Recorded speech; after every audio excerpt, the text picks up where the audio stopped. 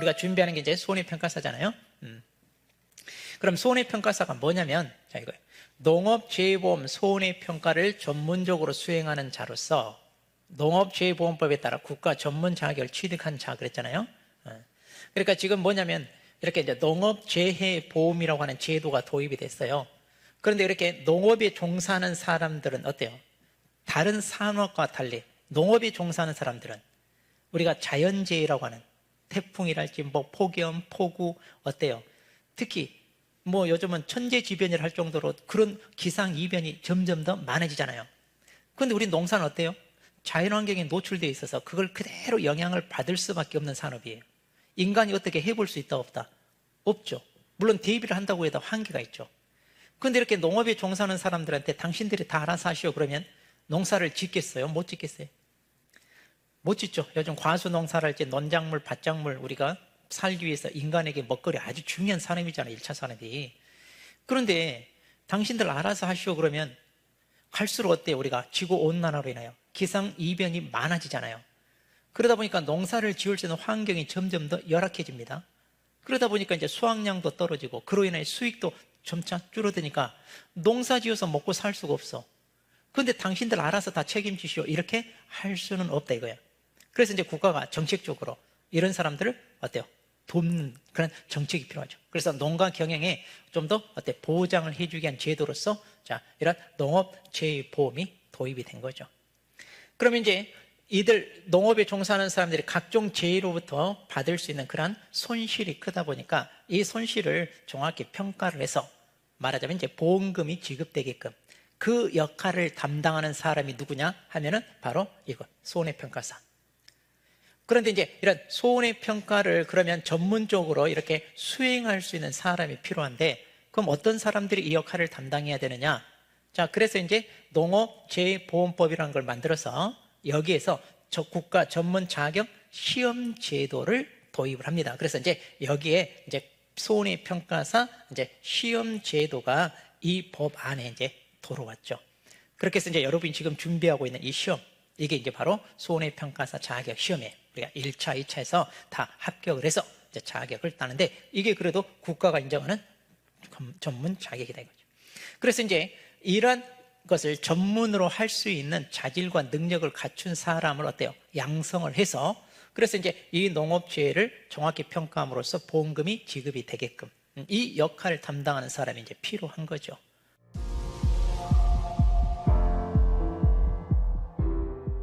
그럼 이제 우리가 하는 업무가 뭐냐 이건데요. 자, 방금 얘기했죠. 농업에 종사하는 사람이란 재해로 인한 주로 자연재해죠. 태풍이나 강풍, 폭우, 폭염 이런 건데 자, 이런 피해로 인하여 농작물이 얼마만큼 손실이 생겼는가 자, 그 피해 사실을 확인하러 현장에 가서 조사합니다. 그래서 이제 이게 보험이라고 하는 게 그거잖아요. 우리가 보험에 가입합니다. 그럼 어떤 사고가 났을 때 보험금 무조건 다 받아요? 그런 건 아니죠. 그 보험에서 보장해주는 사고인지 아닌지 그거 어때요? 밝혀져야 되잖아요. 보장해주는 사고가 아니면 보험금 줘야 안 줘요? 당연히 안 주죠. 이것도 똑같아요. 이게 보장하는 죄인지 아닌지 그러니까 보험회사에서 보상해줘야 되는 죄인지 아닌지 이걸 어때요? 조사를 해서 확인을 해야죠. 그런 조사 그리고 이제 또 손해가 얼마 났는지 구체적인 피해 이런 것들 조사를 해야죠.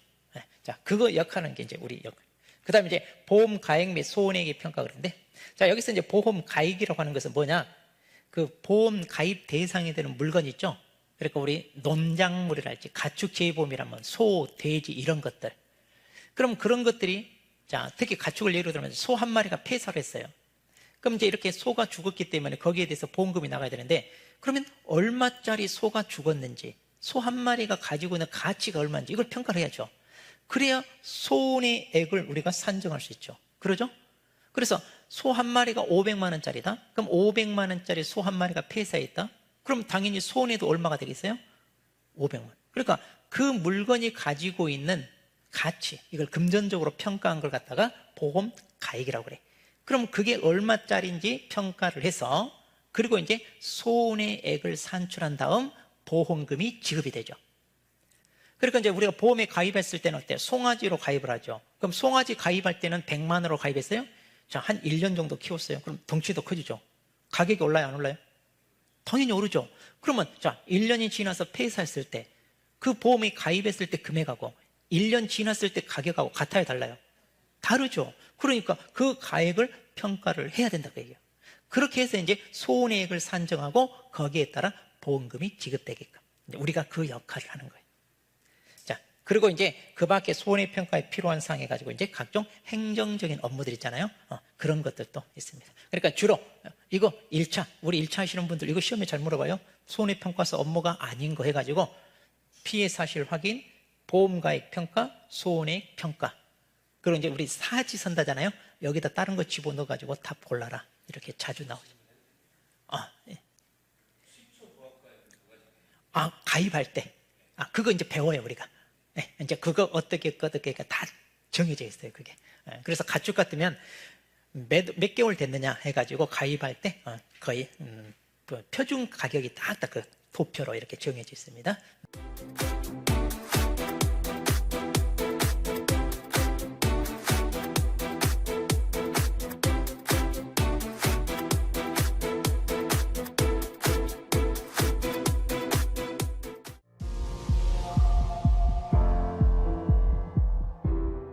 그럼 이제 방금 우리가 농업재해보험에 따라 이제 이 손해평가사 제도가 도입이 되는데, 그럼 이제 농업재해보험 같은 경우 자 전반적인 개요를 한번 살펴보자면 이렇게 돼 있어요. 지금 농작물재해보험과 가축재해보험 이렇게 나눠져 있습니다. 우리 크게 둘로 나눠져 있어요. 그리고 이제 근거법령은 농업재해보험 법령. 그래서 여러분들이 1차 과목 있죠? 1차 과목이 3개잖아요. 1과목이 상법보험편, 2과목이 이거 농업재해보험, 그리고 농학개론 중 재배학, 원예, 작물학 이렇게 그 이 과목에서 이제 이 법령을 배워요. 그러니까 이 법령에서 이제 이 제도 내용이 담겨져 있습니다. 도입 연도입니다. 가축 재해보험이 실은 먼저 도입이 됐어요. 가축 소부터 시작해서 돼지 이런 식으로. 그러다가 이제 농작물은 2001년도부터 도입이 됐어요. 실은 가축이 먼저 도입됐거든요. 그런데 지금 우리 얼마에 2025년. 그러니까 벌써 25년 됐잖아요. 25년이 됐는데 우리 평가서 올해 시험이 내년 시험 몇 회? 25년이 지났는데 왜 12회일까요? 똑같이 평가하려면 25회 그래야 되래. 그렇죠? 그러니까 제도는 이때 도입이 됐는데 이때 평가사 제도가 없었어요. 그러니까 손해평가를 누가 해? 일반인들이. 그러니까 이제 그 지역에서 농사를 오래 지었던 사람들, 마을 이장이라 할지 이런 경력이 좀 풍부한 사람을 손해평가인 그래가지고 농협에서 위촉을 해요. 그런 사람들의 평가를 맡겼다는 얘기예요. 어쩔 수 할 사람이 없다 보니까. 그리고 이제 손해사정사라고 들어보셨죠? 그것은 벌써 시험이 막 몇십 년 됐어요. 40년도 지났어. 근데 이제 손해사정사가 뭐냐? 자동차 사고 났을 때, 사람이 다쳤을 때, 뭐 이런 거 있잖아요. 그러면 거기도 재물 손괴에 대한 손해. 근데 그 일반 물건하고 농작물하고 같아요, 달라요? 다르죠. 근데 평가할 사람이 없으니까 그 사람한테 맡겼던 거죠. 그러다가 안 되겠다 해가지고 이걸 전문으로 평가하는 사람이 필요하다 해서 나중에 도입된 거예요, 나중에. 그래서 이제 여러분들은 12회 이제 자격증 취득자가 되는 거예요. 그래서 이제 앞으로 이제 우리가 도입이 얼마 안 됐잖아요. 그러니까 이제 이 영역에서 이제 여러분들에 대한 수요가 점점 많이 필요해집니다.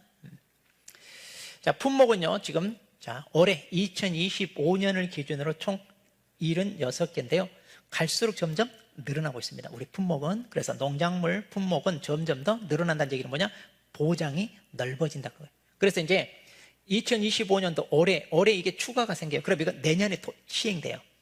자, 올해 이게 새로 추가가 된 것은 내년부터 시행되는데, 그럼 여러분들은 이거 녹두, 생강, 참깨 이런 것들이 추가됩니다. 그러니까 한 해 하나 시험이 늦어지면 늦어질수록 품목이 늘어나니까 공부량은 그렇죠, 늘어나요. 그러니까 길게 생각하지 말고 딱 1년 준비해서 끝내는 게 좋습니다.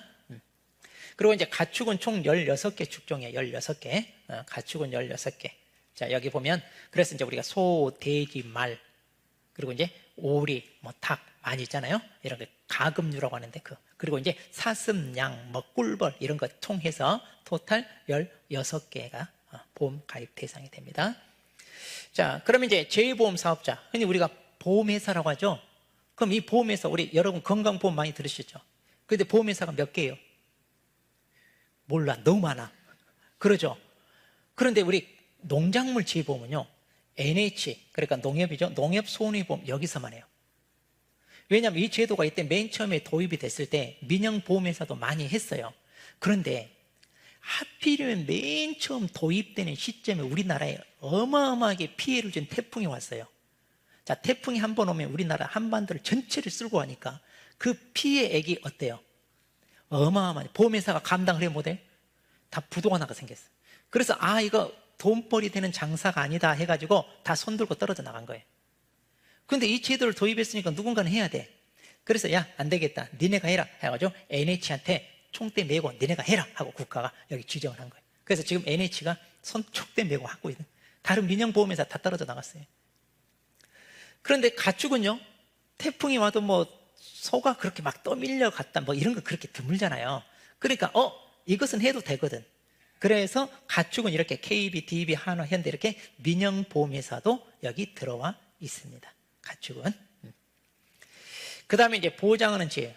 자, 이제 크게 이제 우리가 종합위험이냐, 그 다음에 이제 특정위험이냐, 이제 이렇게 하는데, 종합위험 말 그대로 다 보장해 주는 거. 그래서 여기 자연재해, 조수해, 화재. 그럼 이때 자연재해가 뭐냐면 이거. 태풍, 강풍, 우박, 동상해, 호우, 막 이런 거 있잖아요.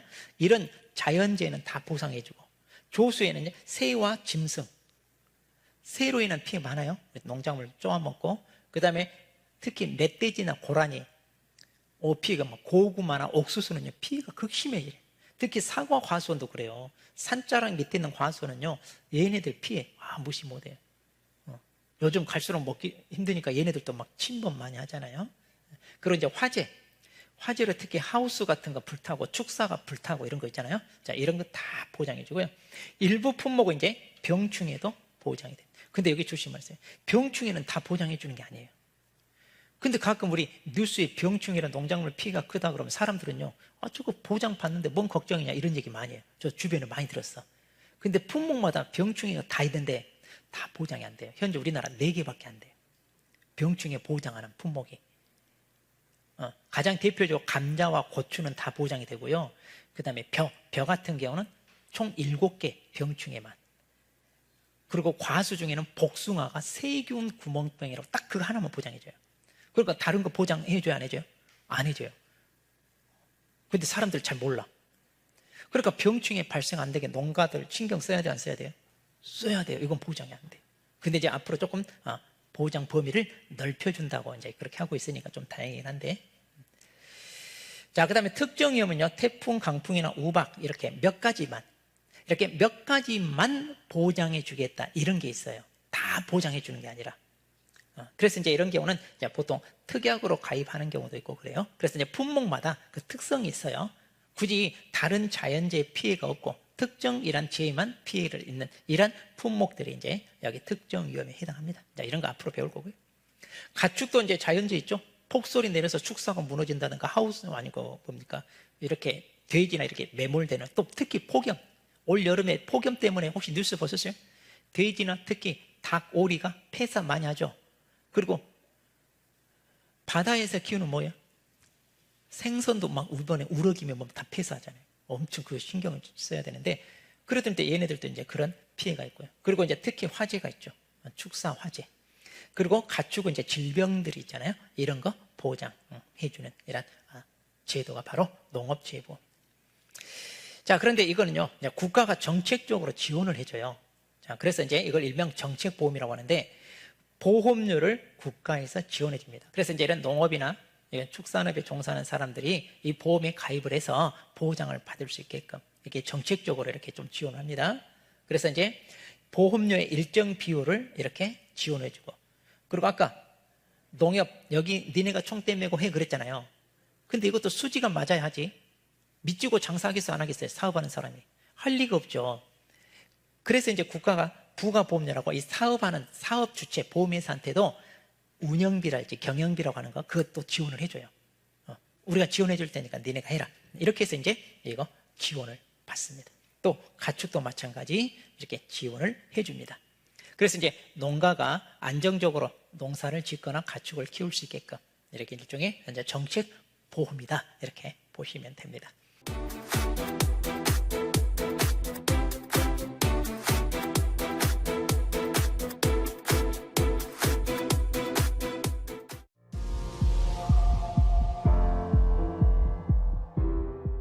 먼저 이 시험은요, 농금원이라고, 아까 농업정책보험금융회 있죠? 거기서 주관합니다.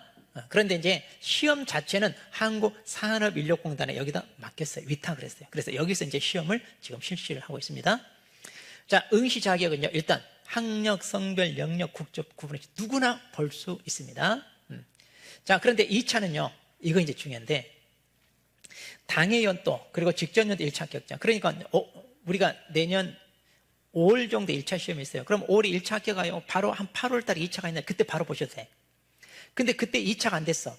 그러면 한 번 더 유예가 돼요. 그래서 그 다음 연도에 2차만 이렇게 보셔도 됩니다. 한 번 유예된다는 거. 자, 그런데 이제 이 사람들이 좀 혜택이 있죠. 우리 보험업법에 따른 손해 사정사들 있잖아요. 그러니까 이제 지금 이들한테 예전에 손해평가사 제도가 없을 때 맡겨가지고 지금 평가를 하고 있는데, 이들은 자, 농작물 알아요? 몰라요? 몰라요. 그러니까 이들한테도 손해평가사 자격을 따라 이렇게 하는데, 이미 기득권으로 그걸 부여받은 걸 놓고 싶어요? 안 놓고 싶어요? 안 놓고 싶죠. 그러니까 평가사 따라고 해도 안 해요. 그 기득권을 안 놓고 있어요, 이 사람들이. 그래서 빨리 정책적으로 좀 다 뺏어와야, 그래서 우리한테 할당을 해줘야 되는데 지금 못하고 있어. 대신 이제 1차 시험은 면제해 줍니다. 이 사람들 1차 시험. 그래서 2차만 보게끔. 또 손해평가인으로 위촉되어 3년 이상 종사한 사람도 1차는 면제해 줘요. 그러니까 2차 봐라 얘기예요. 그리고 이제 일부 기관이나 법인에서 손해사정 관련 업무에 3년 이상 종사. 그러니까 이제 우리 보험회사 이런 데 있잖아요. 이런 데서 이 업종에 종사한 지 3년 이상 있는 사람들은 1차는 면제해줘요. 그래서 이제 이들. 그래서 이제 가끔 농협에 과장으로 이렇게 재직하다가 정년퇴임 하신 분 중에 자기가 보험 담당 업무를 했어요. 그럼 그런 사람들은 1차가 면제돼. 근데 본인이 1차 면제인지 모르고 한참 공부하다가 나중에 이걸 알고 그래서 이제 그때부터 1차 안 나와. 이런 분도 있어요. 자, 그래서 미리 알고 준비하시면 좋을 것 같습니다. 자, 근데 우리 면제 대상이 다 아니다? 아니에요? 그럼 1차 같이 열심히 해야 돼. 근데 1차 그렇게 부담 없으니까 너무 어려워하지 마시고. 자, 시험 과목입니다. 자, 이제 잘 보세요. 자, 1차는요 1과목, 2과목, 3과목 총 3개를 봅니다. 1과목이 상법 보험편이고요, 2과목이 농업재해보험과 손해평가 요령으로 되어 있고, 3과목이 농학개론 중 재배학, 원예작물학 이렇게 되는데, 이게 이제 과목별로 똑같이 25문항이고요 사지선답니다. 오지선다가 아니라. 그리고 시험시간은 90분을 줍니다. 그러니까 25문제니까 25분이 아니라 5분 플러스 해가지고 30분씩 부여가 됩니다. 그럼 이제 우리 1차 같은 경우는 어떻게 대비하느냐, 이것은 이제 법과목이라 그렇게 부담이 없어요. 그 법령 내용만 제대로 잘 정리하시면 고득점 나와요. 문제는 이제 이거예요. 이건 이 농학개론이라는 게 워낙 방대해요. 그래서 이렇게 농업 분야 이렇게 대학 가더라도요 1학년 때 배운 농학개론 책이 뭐 이따마나 두꺼워. 그 중에서 이제 재배학, 원예작물학을 좀 골랐어. 왜? 우리가 농작물 보험에 종사하는 사람이니까 농작물에 대해서 좀 알아야 되잖아요. 그래서 이제 배경 지식으로 이걸 좀 공부하게끔 이제 이걸 1차 과목에 집어넣어놨는데, 그 방대한 걸 우리가 어떻게 다 해? 다 못해. 너무 많아. 너무 많다 보니까, 자, 이거 여러분들이 어떻게 공부하시냐, 꽈락만 넘기면 돼요. 자, 그래서 1차는 어떻게 준비한다? 이거 2개만 열심히 하면 여기는요 고득점 나와요. 거의 다 80점 넘어요. 네. 거의 80점 넘고 이제 이게 꽈락만 넘기면 되는데, 자, 몇 문제요? 25문제잖아요. 그럼 한 문제당 몇 점이냐? 4점. 4점이에요. 그러면 10문제만 맞히면 몇 점이에요? 40점 나오잖아요. 그러니까 10문제 목표입니다. 그래서 여기 어려운 거요, 어려운 거 10문제는 버리는 거예요. 그리고 몇 문제만, 혹시 이건 불안하잖아요. 그러니까 우리는 15개만 맞으면 된다, 이렇게 하면 돼요. 그럼 꽈락만 넘기면 돼요. 그럼 여기서 보태주니까 여유 있게 합격할 수 있습니다. 그러니까 1차 과목, 자, 전략적으로 이제 여러분은 저와 이 2과목은 이제 저와 같이 공부할 거예요. 그러면 거의 고득점 80이 아니라 90점대 맞게 다 해줍니다. 그럼 여기는 꽈락만 넘기면 되는데, 기출문제 위주로 정리만 해도 돼요. 막 그 내용을 다 알려고 하지 마세요. 공부해도 어차피 틀릴 것은 어떻게 해야 돼?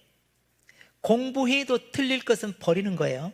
그거 붙잡으면 돼요, 안 돼요? 안 돼요. 그래서 내가 공부해서 맞출 수 있는 부분, 그런데 우리 보면요 나오는 부분 정해져 있어요. 그래서 그것만 맞춰도 10개는 나와요. 그리고 이제 거기다 조금 더 보태면 15개는 무난하게 맞아요. 그리고 잘 찍으면 오히려 이것도 7, 80 나와요. 그러니까 1차는 부담 없이 편하게 하시면서 2차를 같이 병행하는 겁니다. 자, 그래서 1차는 나중에 이제 1차 할 때 또 제가 한 번 더 설명해 드릴 텐데, 자, 이런 전략으로 한다 생각하시면 돼요. 그럼 여유 있게 합격합니다. 1차. 그 다음 이제 문제는 이제 2차죠. 2차는 2과목이에요. 그래서 이제 여기는 이제 그냥 이론과 실무 이렇게 돼 있고, 여기는 손해평가, 이론과 실무 이렇게 돼 있는데, 과목별로 10문제가 나옵니다. 그러니까 단답형으로 5문제, 서술형, 그러니까 계산 문제가 5문제인데, 이 단답형은요, 한 문제당 5점이에요. 한 문제당 5점이고, 여기는 한 문제당 15점이에요. 그럼 우리가 어떻게 전략할 거냐? 자, 단답형 3문제, 그리고 서술형 3문제. 자, 그러니까, 자, 3문제, 3문제씩만 확실하게 맞춘다, 이러면 돼요. 3문제, 3문제. 그러면, 자, 여기 몇 점? 15점. 자, 그리고 여기 45점. 그래가지고 평균 60에서 우리 합격 점수 60. 그러니까 다 안 맞아도 되잖아요. 그러니까 2문제씩은 버려도 돼요. 자, 그래서 여러분들이, 자, 2차는 이런 식으로 5점짜리, 15점짜리를 각각 3문제, 3문제씩만 맞출 수 있게끔. 그러니까 혹시 공부하다가, 이 파트는 어려워. 근데 공부해도 잘 모르겠어. 그럼 버려도 돼요. 근데 그게 꼭 나왔다. 그러면 15점 날아가더라도 돼요. 근데 꼭 나오려는 법이 있다, 없다? 없어요. 안 나올 수도 있어요. 그러니까 너무 목숨 걸고 다 완벽하게 알려고 하지 않아도 된다, 그 말이에요. 아시겠죠? 네. 그래서 이제 이것은 이제 공부해 나가면서 이제 또 우리가 전략적으로 그때그때 이제 또 설명을 해드리겠습니다. 자, 그러면 1차와 2차 어떤 전략으로 공부해야 될지는 아시겠죠? 그렇게 해서 우리가 60 넘겨서 합격할 수 있게끔 1년이면 충분합니다. 그리고 이제 구체적으로 이제 우리가 시험을 어떻게 할 거냐, 대비를, 그것은 이제 나중에 우리가 문제풀이도 하고 모의고사도 보고, 그럼 그때 좀 더 자세하게 이제 전략적으로 시험장에서 어떻게 풀어나갈 건지, 자, 그런 거는 그때 얘기해야 돼. 왜냐하면 이거 경험을 해봐야 그게 알지. 경험해보지 않고 미리 얘기해봤자 안 들어와. 자, 그래서 그때 설명하겠습니다.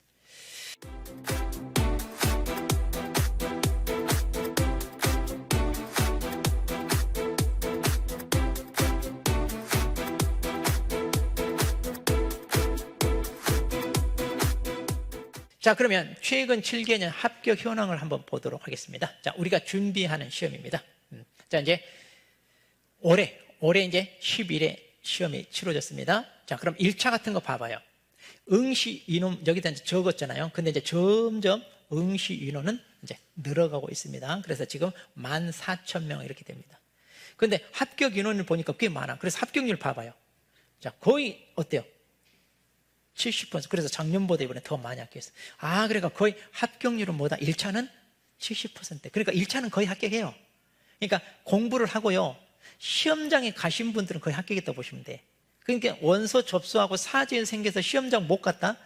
이런 분만. 그리고 나는 시험장 경험해 보겠다? 이런 분만 안 된 거지, 공부를 조금이라도 한 사람은 거의 합격합니다.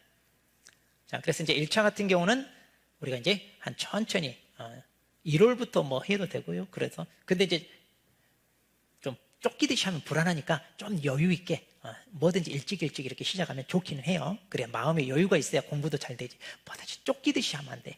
그러니까 쉽다고 무시하지 말고, 또 남들 그런 얘기 많이 해. 그거 한 2주일 공부하면 합격하는데, 아니, 제발 부탁인데 그런 잘난 소리는 절대 하지 마세요. 말이 2주지 본인 1년 하고 2주야. 자기 잘난 소리 했다고 누가 인정해 주냐? 아니잖아요. 그러니까 그런 소리 하지 말고, 시험 공부는 아무리 내가 머리가 좋고 열심히 해도 어때요? 불안한 것은 마찬가지예요. 그래서 여유 있게 미리미리 준비하셔서 내가 완벽하게 합격 점수 나올 수 있게끔 대비해 놓는 게 좋지, 뭐 한 달 하면 돼 이런 소리 하지 않도록. 아셨죠? 자, 그런 사람 믿을 거 없어요. 자, 문제는 이제 2차예요. 올해 아직 발표 안 났어요. 이제 우리 11월 달에 발표 나거든요. 그래서 아직 여기 이제 통계 수치가 없는데, 작년 걸로 하냐 잡아. 보통 이때 이제 좀 어려웠어요. 그러다가 이제 이때부터 이제 조금 이렇게 출제 비중. 여기 보니까 상당히 높죠? 이때 왜 이렇게 합격률이 높았냐면 15점짜리 문제가 오류가 나가지고 두 문제랑 모두 정답들이죠. 15점짜리가 두 문제야. 이건 뭐 그냥 거의 합격이지. 그러니까 시험을 쳐도 이때 치는 사람이 참 운도 좋았지. 그러니까 운대라는 게 있어. 우리가 보면. 자, 그래서 이제 한 10% 되다가 작년에 조금 어렵게 나와가지고 5.5. 작년에 갑자기. 근데 올해도 작년 못지않게 조금 어려워서 합격률이 저조할 거다 이러거든요. 그런데 항상 하는 얘기, 기본에 충실하면, 기본에 충실하고 그 기본을 토대로 응용력을 키우면서 성실하게 반복 계속적으로 연습하신 분들은 다 합격이에요. 지금 어렵다고 말 많이 나거든요. 근데 벌써요, 이번에 1과목 같은, 제가 이제 1과목을 담당하는데 2차 1과목 100점 만점 맞았다고 저한테 연락 온 사람이 있어요. 이건 다 맞았다고. 그럼 복잡하고 어려운 거 안 하고요, 기본에 충실한 사람은 이렇게 된다니까요. 그러니까 여러분 걱정하지 마시고 항상 시험은 기본에 충실하죠. 자, 그러면 올해도 이제 이보다 조금 적게 나올지 아니 이보다 조금 높게 나올지 모르겠지만, 자, 그럼 이 합격 퍼센테이지만 보고 합격하기 어렵다 이러시면 안 돼요. 그래서 여러분들도 앞으로 남은 기간 열심히 하시면 여기 다 이 안에 들어옵니다. 그리고 이제 우리가 어려워서 틀린 거 아니에요. 어려워서 틀린 게 아니고 이 시험은요, 계산기 잘 눌러야 돼요. 그리고 이제 우리가 아무래도 어때요? 대부분 연령대가 높아. 그러다 보니까 문제를 읽고 해석하고 이런 게 조금 더뎌요. 젊은 사람들보다. 그러니까 반복해서 연습을 해서 숙달을 하는 거, 그게 중요해. 그러면 됩니다. 근데요, 그럼 지금 우리 연령대 합격 못하냐? 그건 아니에요. 한번 봐보세요. 자, 합격자 현황을 좀 보겠습니다. 연령대별로. 자, 어디가 합격 제일 많아요? 봐봐요. 50대 제일 많잖아요. 60대 이상도 어때요? 많잖아요. 그러니까 이쪽에 사람들이 많이 응시하고 합격도 많이 하는 거예요. 그리고 이제 갈수록 젊은 층이 점점 더 늘어나고 있어요. 젊은 층도. 자, 그래서 이제 점점, 근데 이제 10회 때 이제 작년에 조금 그래도 이제 좀 줄었잖아요. 왜냐하면 어려워서 조금 어렵게 나와서 이제 조금 줄었지만, 그래도 여전히 올해도 이제 비슷비슷하게 나올 것 같아요. 그 다음에 성별 비교해 봅니다. 우리 여성이 이제 이 정도 합격했는데요. 자, 9회 때에 비해서 10회 때가 확 늘었죠. 자, 근데 이 여성 합격자 비율은 지금까지 우리가 11회인데 1회부터 10회까지 통계를 내면 점점 늘어왔어요. 줄어든 적은 없어요. 여성 합격자 비율이 점점 많아지고 있다는 얘기입니다. 그러니까 남녀 차별 없어요. 이거 임금 차별 없어요. 나이 들어도 똑같은 조건하에 똑같은 월급으로 일할 수 있어요. 그래서 어떻게 보면 여성들한테 조금 더 매력 있지 않나 해가지고 점점 더 늘어나고 있습니다. 그리고 공부도요, 우리 남자들분 어때요? 남자분이 열심히 해요? 여성분들이 열심히 해요? 여성분들이 더 열심히 해요. 그리고 합격률이 더 올라가요. 아까 제가 이번 1과목 100점 맞았다. 여자분이 30대 초반 젊은 사람인데 평소도 열심히 해요. 모의고사 보면 막 100점 맞고 그래요. 그러더니 막 역시 잘하고. 젊은 층들이 좀 아무래도 좀 빨리빨리 돌아가잖아요, 지금. 그런데 우리도 얼마든지 해 나갈 수 있습니다. 자, 그러면 이제 이번 출제 경향을 한번 분석해보고 우리가 내년 대비를 해야 되는데, 보통 이제 어디에서 시험이 나오냐면, 이거 우리 목차 보면 나와 있어요. 우리 여러분 교재 목차 보면 우리가 이제 이런 식으로 목차가 이제 쭉 나오는데요. 그럼 이제 9회 때 보면 거의 어때요? 이렇게 골고루 출제돼요. 그래서 이제 어느 파트는 이제 15점짜리가 나오기도 하고 5점짜리 나오기도 하고 뭐 두 문제까지 나오기도 하고, 그 다음에 10회 때도 마찬가지 이렇게 출제되고, 이번 11회 때 이렇게 나왔어요. 자, 그럼 여기서 보면 특징이 뭐냐? 그 전년도에 출제 안 됐으면 그 다음 년도에 출제돼야 안 돼요? 어때요? 여기 보니까 그러죠? 그 전년도에 출제 안 됐으면 그 다음 년도에 출제돼요. 자, 여기 출제 안 됐어요? 출제되고, 여기 안 됐어요? 되고, 여기 됐는데 이제 여기 안 되고 그러죠. 그러니까 그 전년도에 출제가 안 되면 그 다음 년도는 거의 나온다고 보시면 돼요. 그러면 이제 우리가 12에 내년에 대비를 해야 됩니다. 그럼 어떻게 해야 돼요? 여기 신경 좀 써야겠죠? 좀 쓰면 됩니다. 그럼 벌써 예측해서 벌써 이것도 몇 점짜리 나오는 거예요. 그 다음에 이제 중요한 것은 계속 나와요. 근데 원래 적과전 여기 워낙 중요하니까 여기는 무조건 나와요, 여기는. 그리고 나오더라도 15점짜리고. 자, 그리고 이제 중요한 파트는 또 여전히 계속 나옵니다. 그러니까 어느 한 파트 소홀히 할 거 없이 우리가 공부하긴 하되 작년에 이렇게 출제 안 된 부분, 자, 올해 출제 안 된 부분, 이런 거 우리가 조금 더 집중해서 이렇게 공부를 한다, 이렇게 생각하시면 돼요. 그래서 이제 골고루 나온다고 보시면 돼요. 그리고 이제 여기 보면 인수지향 같은 경우는 거의 안 빠지고 나오고, 가축도 거의, 왜냐면 나와요, 가축도. 보통 우리 여기 농작물 있잖아요. 농작물이 자, 거의 이제 80에서 이제 거의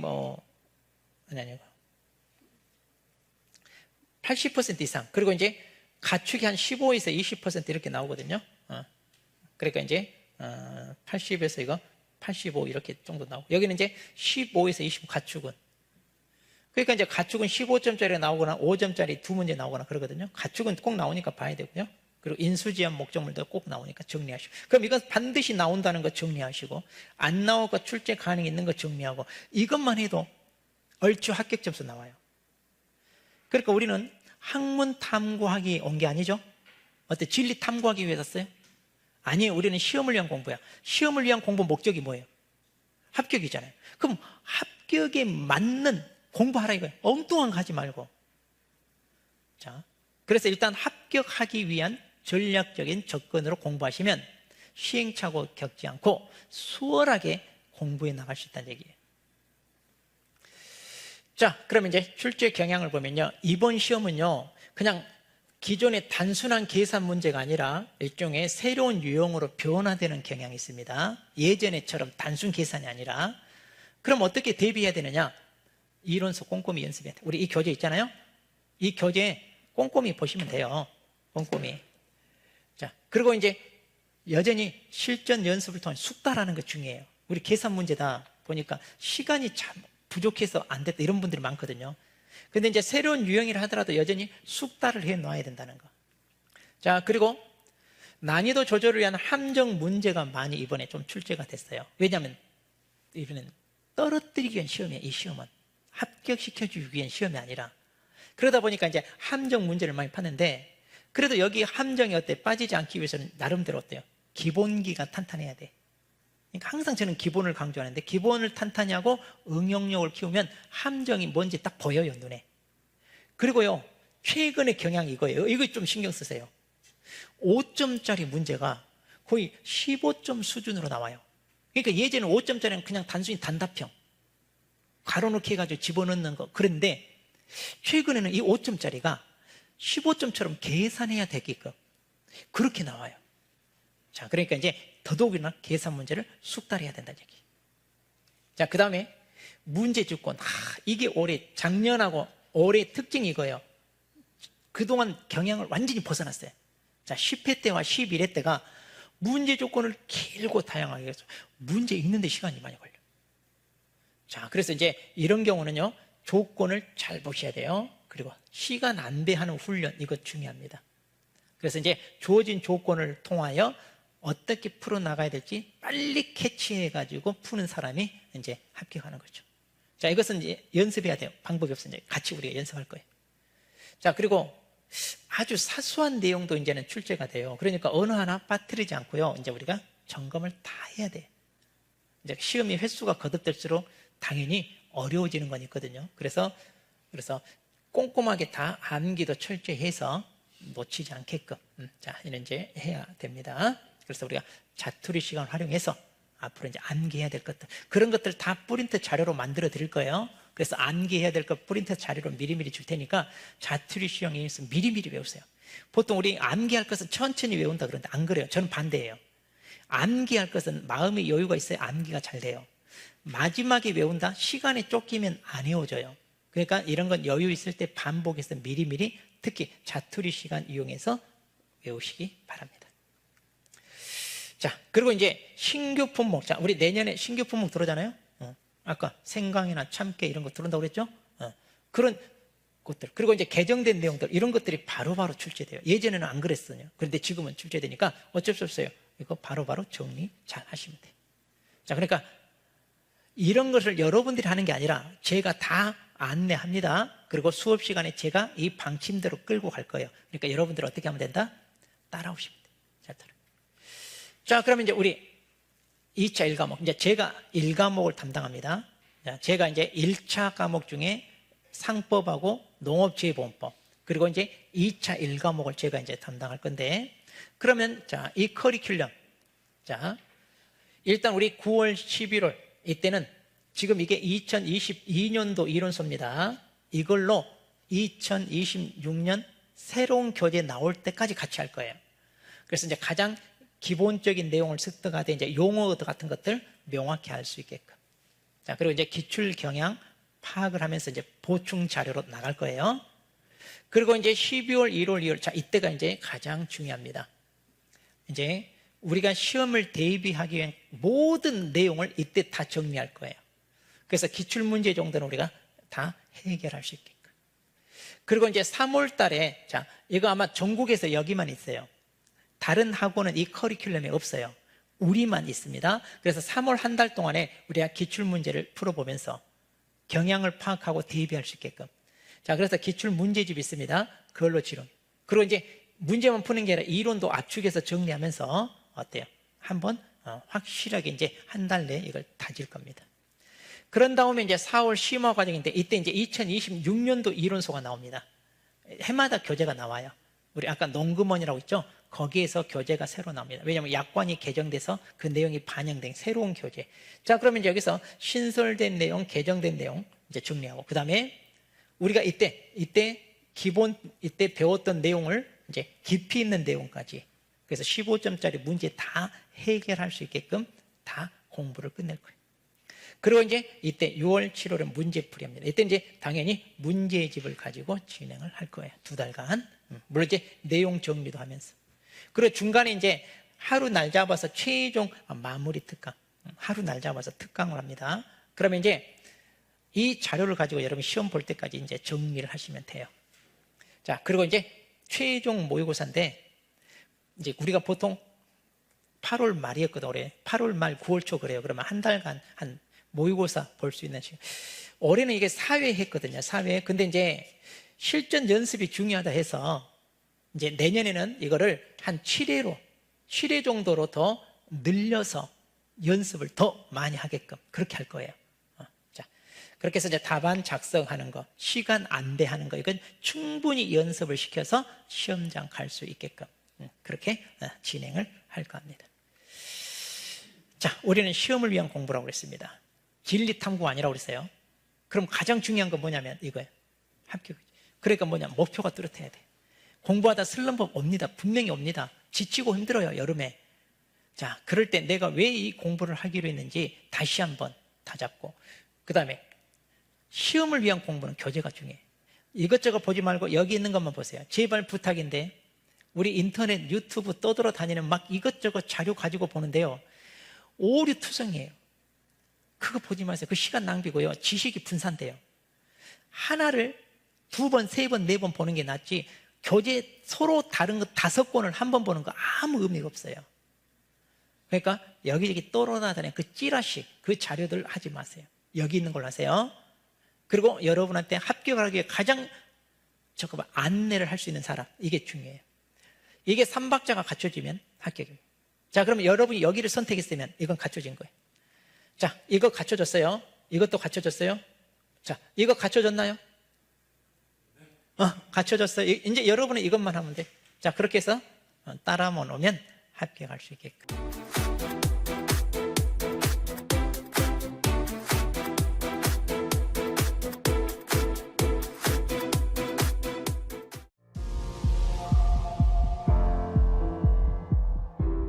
안녕하십니까. 농작물을 사랑하시는 대한민국 국민 여러분, 저는 손해평가사 박재용입니다.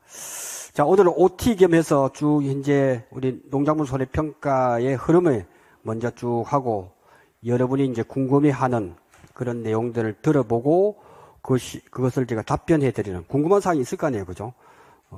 제일 중요한 거는 돈을 좀 버는지, 일이 얼마나 많은지, 그리고 시험은 어려운지, 이런 부분에 대해서 쭉 말씀을 드리도록 하겠습니다.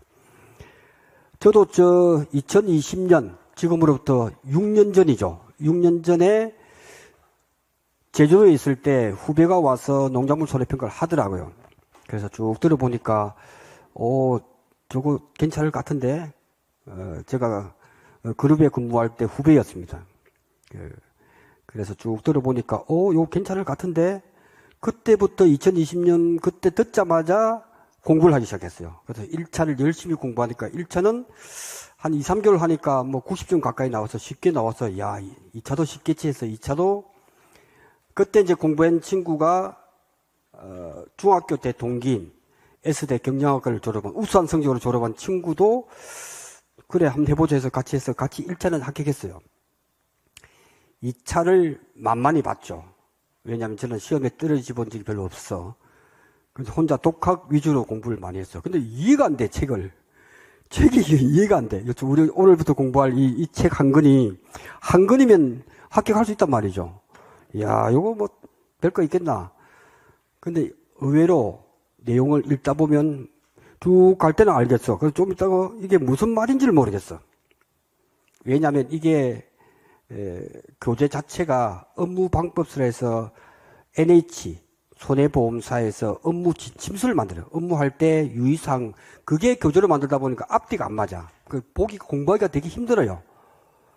그래도 불구하고 머리 쥐를 지나면서 공부를 했는데 60점 이상의 합격인데 아마 53점인가 밖에 안 나왔어. 그래서 그날부터 제가 공부를 다시 시작했어요. 처음부터. 그래서 동영상 해서 이제 인터넷 강의도 신청해서 그때부터 본격적으로 공부를 했어. 왜? 하루에 공부를 10시간 정도 했어요. 왜냐하면 그때 제가 제주도에서 1년 단기 공무원에 합격을 해가지고 공무원 생활하는데 그때가 코로나였어. 잘 한번 생각해서 2020년 그때 코로나였어. 그러니까 일을 하는데 사람들이 아무도 안 와. 공부할 수 있는 시간이 엄청 많은 거야. 그래서 제가 한국의 유명한 강사들 강의도 듣고 그 다음에 이론 정립을 하고 그래서 제가 강의를 좀 해봐야겠다라고 마음먹고 유튜브를 갖다가 합격도 하기 전에 7회 합격하기 전에 유튜브를 갖다가 7월 달부터 유튜브를 했어요. 생각보다 많은 사람들이 듣고 제 강의를 듣고 합격한 사람이 많아. 그 제주도까지 와서 고맙다고 선물도 주고 막 그랬어요. 신기하지 않습니까? 합격도 안 했는데. 그래서 그때부터 제가 프로로 전향하자 이렇게 하다 보니까 이제 학원가에서 저를 또 스카우트해서 이렇게 강의를 하게 됐습니다. 그래서 제가 서울대 나온 그 친구한테도 가장 어려운 게 적과점 품목이라고 했어요. 사가, 배, 단감, 떫은감이 평가하기 힘들어. 시험에 항상 나오죠. 그걸 갖다가 제가 설명을 했어요, 친구한테. 그러니까, 이제 알겠다. 그래서 그 친구도 저 때문에 합격했어요. 그래서 학원에 지금 다니고 있고요. 그래서 5년차 현재 강의를 하고 있습니다. 그래서 올해는 아마 전국 1등을 목표로 여러분들이 우리 학원이 아마 10회 시험이었죠. 그때는 아마 전국에서 한 2등 정도 하지 않았을까 우리 학원이. 올해는 1등을 목표로 한번 해보자. 어차피 목표가 있는 게 좋잖아요. 그죠? 그래서 제가 그러면 어떤 강의를 해야 여러분들이 합격할 수 있을 것인가. 시험은 어렵다 싶다는 상당히 주관적이에요. 합격률이 뭐 10%가 평균이라고 하지만 5%가 되든 뭐 7%가 되든 그건 중요하지 않고 내가 얼마만큼 아느냐에 따라서 합격할 수 있다 부분을 여러분은 캐치를 해야 돼. 제 강의는 강약 조절할 거예요. 이거는 나올 거니까 열심히 하자. 그리고 완벽하게 알자. 그리고 공부하다 보면 모르는 게 나오면 포기하자 하는 그 마음이 중요하다는 거예요. 그게 집중한다는 거죠.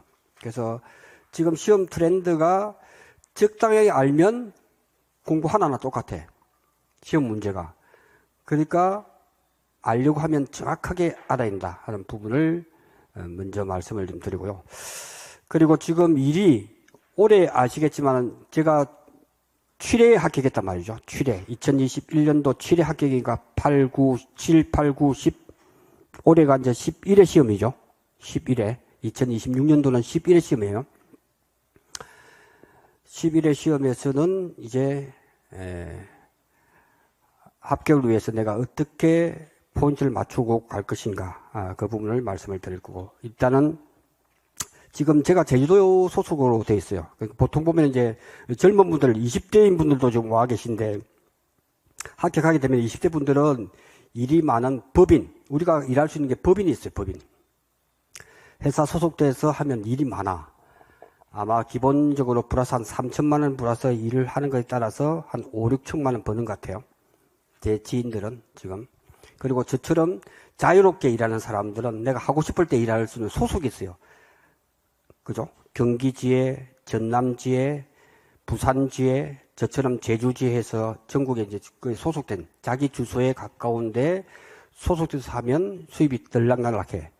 제주도에서 지금 보니까 작년보다 일이 많아졌고 전국적으로도 일이 많아요. 최근 3년간 태풍이 와서도 피해가 별로 없어요. 근데 지금은 태풍보다도 폭염, 폭우, 지금도 보세요. 가을 날씨에 지금 곡식 익어야 되는데 비가 오니까 지금 평가하러 많이 가요. 그리고 올해는 아마 벼 품목을 농업 수익 감소 보장이라고 수입이 농작물의 피해를 입지 않았어. 그런데 이것이 우리가 가입할 때 킬로그램당 10,000원 하던 것이 판매 시점에서 8,000원 하면 2,000원 손해보죠, 킬로그램.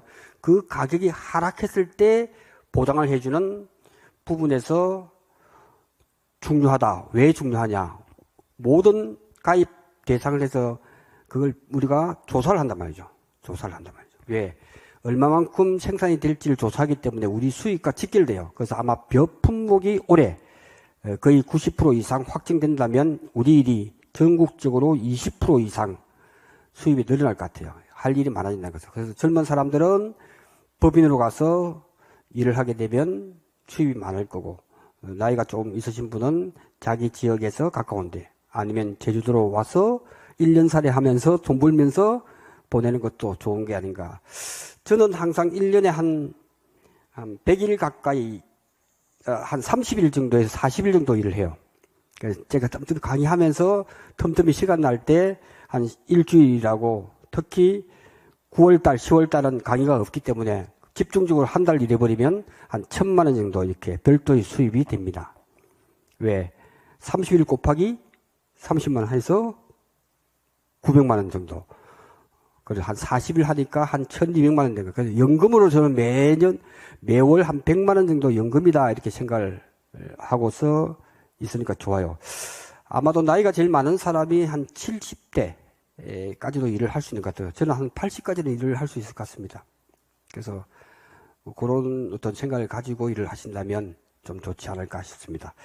자, 1차 시험에 합격하고 2차도 떨어진 분도 계시고 또 처음 입문해서 하시는 게 계시는데, 제가 준비한 거는 강의를 하겠지만 이제 여러분들이 궁금한 걸 먼저 한번 들어보고 제가 할 내용을 말씀드려요. 자, 궁금한 거 딱 한 가지씩만. 난 이것이 궁금해. 농작물 손해평가에 대해서 내가 시험을 보고 합격을 한다면, 또는 합격하기 전에 뭐가 궁금한지 하나씩만 한번 질문을 해볼 수 있도록. 자, 하나씩, 딱 하나씩만. 2개 말고 하나씩. 뭐가 제일 궁금하세요?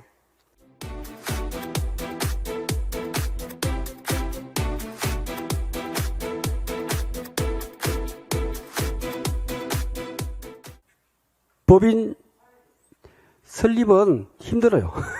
그냥 법인 소속으로 합격하면 아마 50대까지는 법인에서 받아줘요. 그러면 기본급 플러스 알파기 때문에 수입이 웬만한 사람 연봉 이상이 나와요. 법인. 예, 법인은 50대까지는 가능하다. 최고 제가 아는 사람 중에서 63세까지는 법인에서 스카웃을 한 것을 봤습니다. 그래서 보통 일을 잘하게 되면 데려가려고 해요. 근데 이게 나이가 이렇게 60대가 되면 왜 법인에서 안 받아주냐. 그 팀장이 40대, 50대란 말이죠. 그러니까 60대 신입을 데리면 이게, 그래서 그런 거예요. 다른 게 아니고. 자, 하나. 법인 소속으로 가고, 우리 보통 50대 이상인 부분들은 이제 한손협, 한국손해평가사 협회, 협회 소속입니다. 저도 한손협 소속이에요. 그래서 이렇게 10만 원 회비 내고 내가 일을 하고 싶을 때 카톡방이 있습니다. 제주지회면 제주지회, 전남지회면 전남지회 소속이 되면 거기서 언제부터 언제까지 콩조사합니다. 지금 콩조사하거든요. 콩조사 할 사람 해서 저요 손 들으면 뭐 일을 갖다가 공평히 나눠준단 말이죠. 할 수 있습니다. 충분합니다. 제가 지금 2차 1과목의 홍덕기 교수님하고 2차 2과목 강의 내용이 지금 기초부터 해서 핵심, 기출문제 풀이, 이게 총 망라에서 하기 때문에 합격할 수 있습니다. 중요한 거는 이제 본인이 잘 보시면 우리가 세계사 시험을 본다 그러면 아시아, 유럽, 아프리카 이렇게 시험 나올 출제가 될 거 아닙니까? 그러면 저 어디 캄보디아 이런 게 시험 문제 나오겠습니까? 잘 안 나오잖아요. 유럽의 역사, 아프리카, 중국, 대한민국 이렇게 나올 거 아니에요. 그게 대한민국에 관련된 게 논작물이란 말이죠. 적과점 품목은 유럽이란 말이죠. 그래서 핵심 위주로 공부하고 암기할 게 많다고 하는데 제가 볼 때는 암기할 게 별로 없어. 많은 사람들이 암기하는데 많은 시간을 투자하지만 시험의 출제는 20%도 안 돼. 포기하라는 거지, 제가 볼 때. 단순 암기를 포기하라 하는 게 제 지론입니다. 그래서 특히 2차 1과목과 2과목 그리고 1차 시험은 아마 대부분 70% 이상 합격이기 때문에 학원을 등록한 사람 중에서 1차에 떨어진 사람은 거의 못 봤어요. 1차는. 2차에서는 이제 합격하기 위해서는 딱 포인트를 잡아서 이거는 반드시 깊게 공부해야 되겠구나. 그러면 어떤 문제를 나와도 풀 수 있단 말이죠. 어떤 거는 포기를 해야 되겠구나. 오디다, 복분자다. 복분자에 대해서 올해도 시험 나왔는데 이해가 안 되는 사람은 포기를 해야 돼. 그 포기해봤자 한 문제 15점이란 말이죠. 우리가 합격하기 위해서는 200점 만점이잖아요. 두 과목이니까 하나 100점, 100점. 2차 2과목, 2차에서는 200점 만점에 120점 이상만 받으면 되거든. 그런 부분을 잘 보시고 집요해야 됩니다. 그렇게 하시고, 네, 또 하나 또 질문 한번 받아보겠습니다. 그렇죠. 개인마다 약간 차이가 있는데, 그 일을 갖다가 보통 한 40일 정도는 평균적으로 다 해요. 평균적으로 40일 정도 한다는 것은 뭐냐? 직장 생활 하면서 일을 하는 사람은 주말에만 또 경험하기 위해서 해요. 그러니까 본격적으로 일하는 사람은 제가 볼 때 한 80일 정도 일을 해요. 한 2,400, 제주도를 설명하는 거예요. 제가 실제로 보고 듣고 보고 있는 거니까 보통 마음 먹고 하면 한 7, 80일 정도 곱하기 1일당 한 30만 원 이렇게 보시면 그 정도는 열심히 하면 할 수 있다. 왜? 합격해놓고 직장 다니면서 주말에 연차 휴가 내가지고 10일 동안 하면 한 300번이니까 그렇게 또 하는 사람도 있고 하기 때문에 그래서 평균이라고 하는 것은 지금 소속돼 있는 합격한 사람들이 소속돼 있지만 사람에 따라서는 내가 직장생활 하면서 연차 휴가 내서 일하는 사람도 있기 때문에 본격적으로 일하는 사람은 충분하게 한 6, 70일 정도 일을 할 수가 있다라고 보여집니다. 예, 궁금한가요? 지금 이제 질문이 뭐냐? 농작물 손해평가사는 그죠? 평가라고 하는 것은 토지에 대해서 평가하는 사람을 뭐라 그럽니까? 토지, 감정평가사라고 하고 그 다음에 자동차나 사람이 다쳤을 때 병원에 입원했을 때 하는 것을 손해사정, 그죠? 손해사정사라고 그러죠. 손해사정사. 그 다음에 이제 그래서 정부에서 보니까 그러면 토지에 대해서 그 다음에 사람에 대해서 자동차에 대해서 재물에 대해서는 제도가 있어 왔는데 특별히 농작물에 대해서 하나를 만들자 해서 만든 게 농작물 손해평가사. 우리가 지금 공부하는 거란 말이죠. 맞죠? 예. 그러다 보니까 농작물 손해평가사 이렇게 하다 보니까 그러면 정부에서 그렇게 만들어 놓고 보니까 이 처음부터 손해평가사에 일을 주려고 하니까 잘 모르잖아요. 그러니까 이 법인이 소속된 손해평가사도 손해사정사도 우리를 할 수 있도록 먼저 해놓고 그 다음에 우리 손해평가사가 여기로 들어가서 배우는 단계란 말이에요. 지금 이제 10회까지가 이제 왔기 때문에 배출됐기 때문에 그래서 10회까지 나오다 보니까 이제 힘이 좀 생겼네. 그래서 우리 손해평가사가 합격자가 많아져서 이제 우리의 권리를 조금 요구해야 돼요. 한 번에 주겠습니까? 지금 말씀하신 거는 이 일을 손해사정사는 하지 말고 손해평가사가 모든 걸 다 할 수 있도록 가축에 대해서 평가하고 다 해야 되는데 그죠? 그 말씀이죠.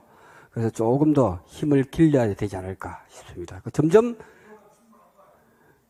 충분하진 않아요. 지금 손해사정사하고 손해평가사가 같이 해서 지금 하고 있는 거지 충분하지는 않아요. 그래서 우리가 조금 더 힘을 키우려고 목소리를 내야 될 때가 오고 있다. 왜? 지금 이제 시험이 11회 시험이고 12회 시험 이렇게 보게 되면 인원이 이제 늘어난단 말이죠. 이제 있죠. 누구나 있지 않겠습니까? 이게 있잖아요. 한손에. 농재협이라고 또 있어. 법인 말고. 그래서 이런 부분들은 서서히 일을 좀 가져옵니다. 가축도 좀 하게 되고 계속 이제 늘어나고 있다. 그래서 우리가 앞으로 전망은 그래서 좀 넓다는 거예요. 우리가, 그죠? 누가 보더라도 그렇죠. 변호사도 공인중개사 일을 뭐 하잖아요. 그러니까 그런 부분도 있듯이, 기존에 법무사도 옛날에 보면 좀 공무원 하면 다 자격증 줬듯이 처음에는 그런 게 좀 이렇게 있기 때문에 점점 우리가 파워를 길러야 된다. 그래서 시험이 좀 어려워지는 것도 나쁘지 않다. 왜? 어려운 시험을 통과한 사람들은 한번 모여서 이런 부분들은 조금 늘어나지 않을까 그런 생각이 좀 듭니다. 좋은 질문이었습니다. 또 이제 마지막 하나 질문 받고 2차 1과목 100점 100점 과락이 40점이니까 과락은 생각하지 마시고 총 2차 관건은 2차 시험이니까 2차 1과목 2과목이지만 이거는 합계가 200점이잖아요. 우리는 200점이라고 생각하고 가는 거죠. 그 중에서 왜 40점은 기본적으로 넘길 거니까. 그죠? 그래서 총 200점 만점에 120점 이상만 합격하면 합격자 발생할 수 있다.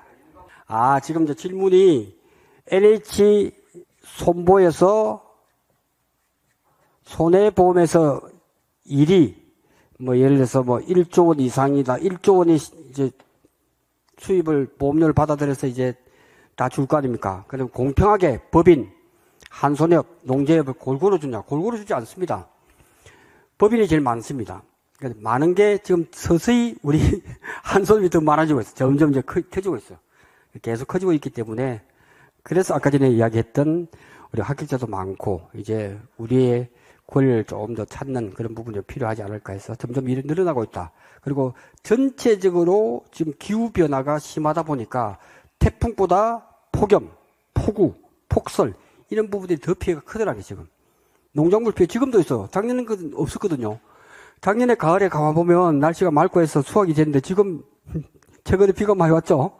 그래가지고 지금 피해를 많이 입어요. 혹시 연결질 못하니까 피해 입잖아요. 자연재해잖아요. 네. 한손협에서는 공평하게 주죠. 예를 들어서 여러분들이 이제 합격하고 있는데 전국에서 손해평가사가 다 모이는 때가 있어요. 경북 지역에 사과, 배, 단감, 떫은감 할 때 착과조사를 제일 먼저 해요. 그걸 갖다가 우리는 적과 후 착과조사를 할 때 전국에 보통 모입니다. 적과 후 착과수조사. 그러니까 여러분들이 이제 용어가 생소하지만 이게 기쁜 마음으로 배워야 돼. 이 뜻이 다 있다면 적과가 뭐죠? 예? 쏙가내기. 그러니까 가보면 적이라고 하는 게 딸적자잖아. 딸적자. 한자가 많아요. 적과. 과실을 따는 걸 적과라고 해요. 적과. 왜 적과를 하죠? 과실을 왜 따? 네? 그렇죠. 가만히 보면 그래서 여러분들 공부할 때 제 강의 기법이 책에 있는 내용보다는 그 사물의 이치에 대해서 자꾸만 강의를 한단 말이에요. 그래서 제 강의를 잘 들어보시면 이 사물의 이치를 보는 거예요. 적과라고 해서 과실이 보면 요 과실도 참 신기하죠. 이 한글 갖다가 이 과실이 모여 있다 해서 이 과총이라고 해요. 과총. 그러니까 이놈들도 머리가 좋단 말이에요. 과실도 딱 하나 열리기 위해서 탁 우박이 내리면 이게 하면 다음 이게 우수 종자란 말이에요. 이 과실들도 후대에 좋은 종자를 계속 남겨서 해서 그래서 지금 1000년 전에 500년 전에 300년 전에 해서 계속 이어오잖아요. 왜? 우수 종자를 인간도 마찬가지예요. 얘들도 가만 보니까 사람이 가만 보니까 이 적과를 해주면 돈을 많이 벌어. 5개 좀 다 키우면 돈이 얼마 안 돼. 1,000원, 5,000원 받을까? 하나만 제대로 키우면 7, 8,000원 받아. 그러니까 인위적으로 과실을 딸적자라면 한자가 이게 딸적이라면 딸적. 과실과자. 과실을 따버리는 거예요. 이게 탁탁 치주는 거예요. 이렇게. 어리버리한 놈을 다 쏟아줘. 그리고 과실은 쏟아주지 않더라도 자연적으로 떨어집니다. 5개 중에서 가보면, 감이나 이런 거 딱 보면, 이 5개 중에서 나는 후대에 좋은 영향을 못 미치면 자살합니다. 과실도 자살해요. 안 할 것 같죠? 딱 태어날 때 튼튼하죠? 그러면 이놈은 끝까지 가요. 그런데 내가 비실비실하면 떨어집니다. 그게 자살이고 이걸 생리적 낙과다. 그러니까 이게 용어가 처음 듣지만 어렵지 않다는 거지. 사물의 이치를 받는. 아, 생리적 낙과구나. 이게 자살이구나. 또 낙과는 아니죠. 낙과는 보상을 해줘. 낙과는 과실이 떨어지는데 어떻게? 강한 바람, 태풍으로 떨어졌을 때를 우리가 낙과라고 하고 이걸 보상해 주는 거예요. 이거는 보상해 주지 않는 거지. 자살한 것은 보상이죠. 우리가 생명보험에서도 마찬가지죠. 자살하면 보상 안 해줘요. 그죠? 과실도 마찬가지예요. 그래서 우리가 평가사가 사과배 단감 떨어짐을 딱 보고 많이 떨어졌네? 보상해 주느냐의 기준은 바로 자살이냐 아니냐. 즉 생리적인 낙과냐 아니냐 봅니다. 구분할 수 있을까요? 이게 자살했는지 바람으로 떨어진지 알 수 있을까요? 어떻게 알아요?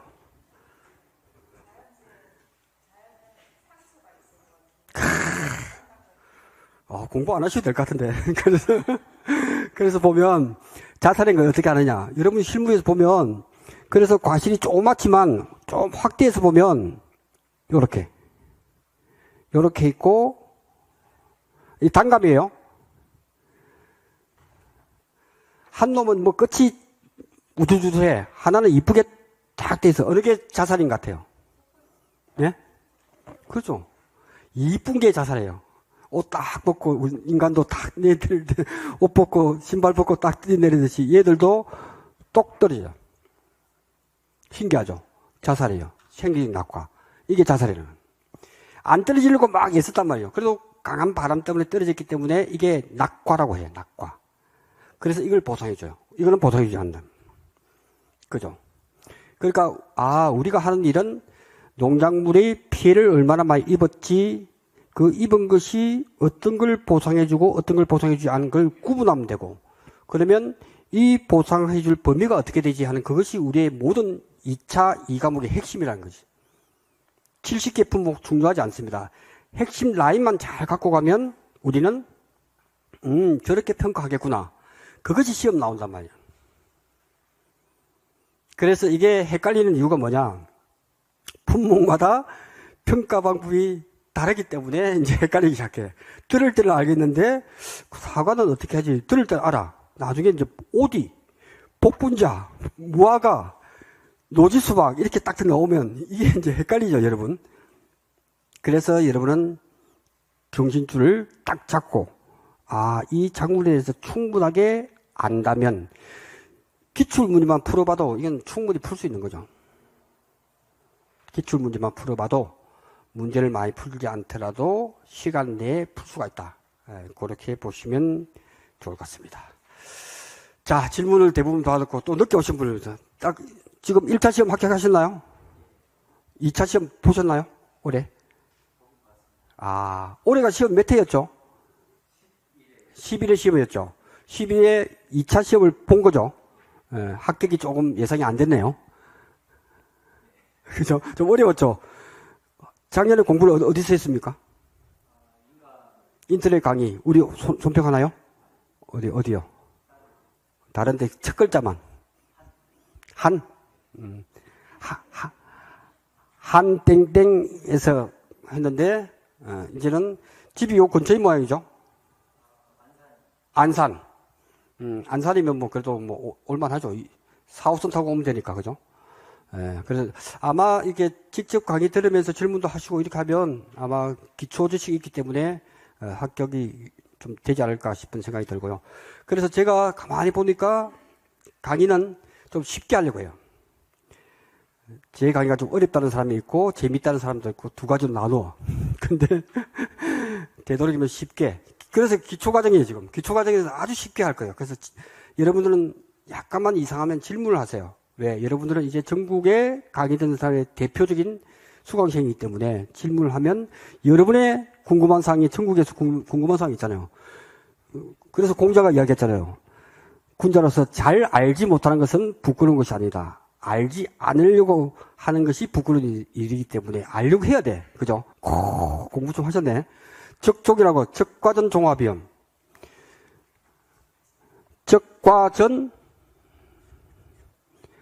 적과전 종합위험이 어렵더라.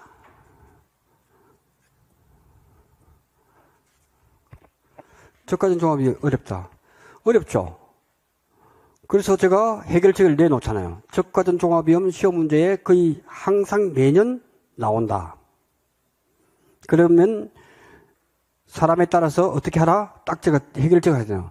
적과전 어렵기 때문에 적과전에 대해서는 완벽하게 공부해서 알아맞추자. 적과 후는 공부해도 잘 몰라. 그럼 포기하라. 딱 제가 해결책을 내잖아요. 그럼 반은 알아맞추잖아요.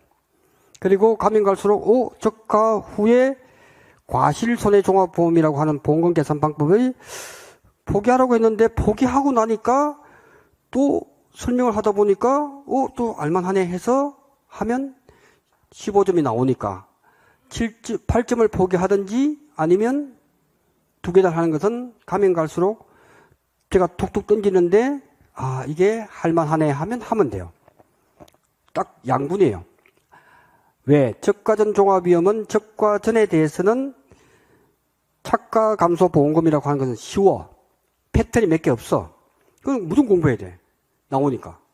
과실손해보험은 어려워. 공부를 한 2달 해도 헷갈려요. 그러니까 제가 포기하라거든요. 근데 포기하라고 해도 사람들은 그 중에서 한 10%는 또 공부해요. 왜? 하면 나오니까. 시험이 나온다니까. 얼마나 좋아. 시험이 나온다고 알려주고 그것은 내가 포기할지는 여러분이 선택하면 되거든. 근데 몇 분 듣다 보면 작물의 이치가 그렇구나라고 안다면 그닥 어렵지 않을 수가 있다. 예. 또 어려운 게 뭐였어요? 모든 품목 중에서? 네. 2차를 공부를 좀 안 하고 시험을 보셨다. 좋습니다. 그 중에서 공부하니까 가장 어려운 파트가 어떤 적과전 다음에 또 뭐가 어려웠나요? 오직 하나네요. 나머지는 좀 할만하다 이거죠? 알겠습니다. 자, 요렇게 해서 첫 시간은 이렇게 해서 전체적으로 이제 질문을 받아봤고요. 다음 시간 잠 쉬었다가 다음 시간에는 제가 전체적으로 공부에 대한 임하는 마음가짐, 그 다음에 전체 우리가 시험을 볼 2차 2과목이 중요하니까 1과목은 막판에 막 암기하고 하면 점수는 나와. 2차 2과목은 서둘면 못 풀어요. 그래서 전체적으로 세계 여행하듯이 아시아, 유럽, 아프리카, 미국 이렇게 탁탁 나누어서 제가 강의를 좀 할 수 있도록 해서 전체적인 그림을 그려서 내가 무엇을 어떻게 공부해야지 하는 것을 알려드릴 수 있도록 하겠습니다. 잠시 10분간 쉬고 다음 교시 할 수 있도록 하겠습니다. 고맙습니다.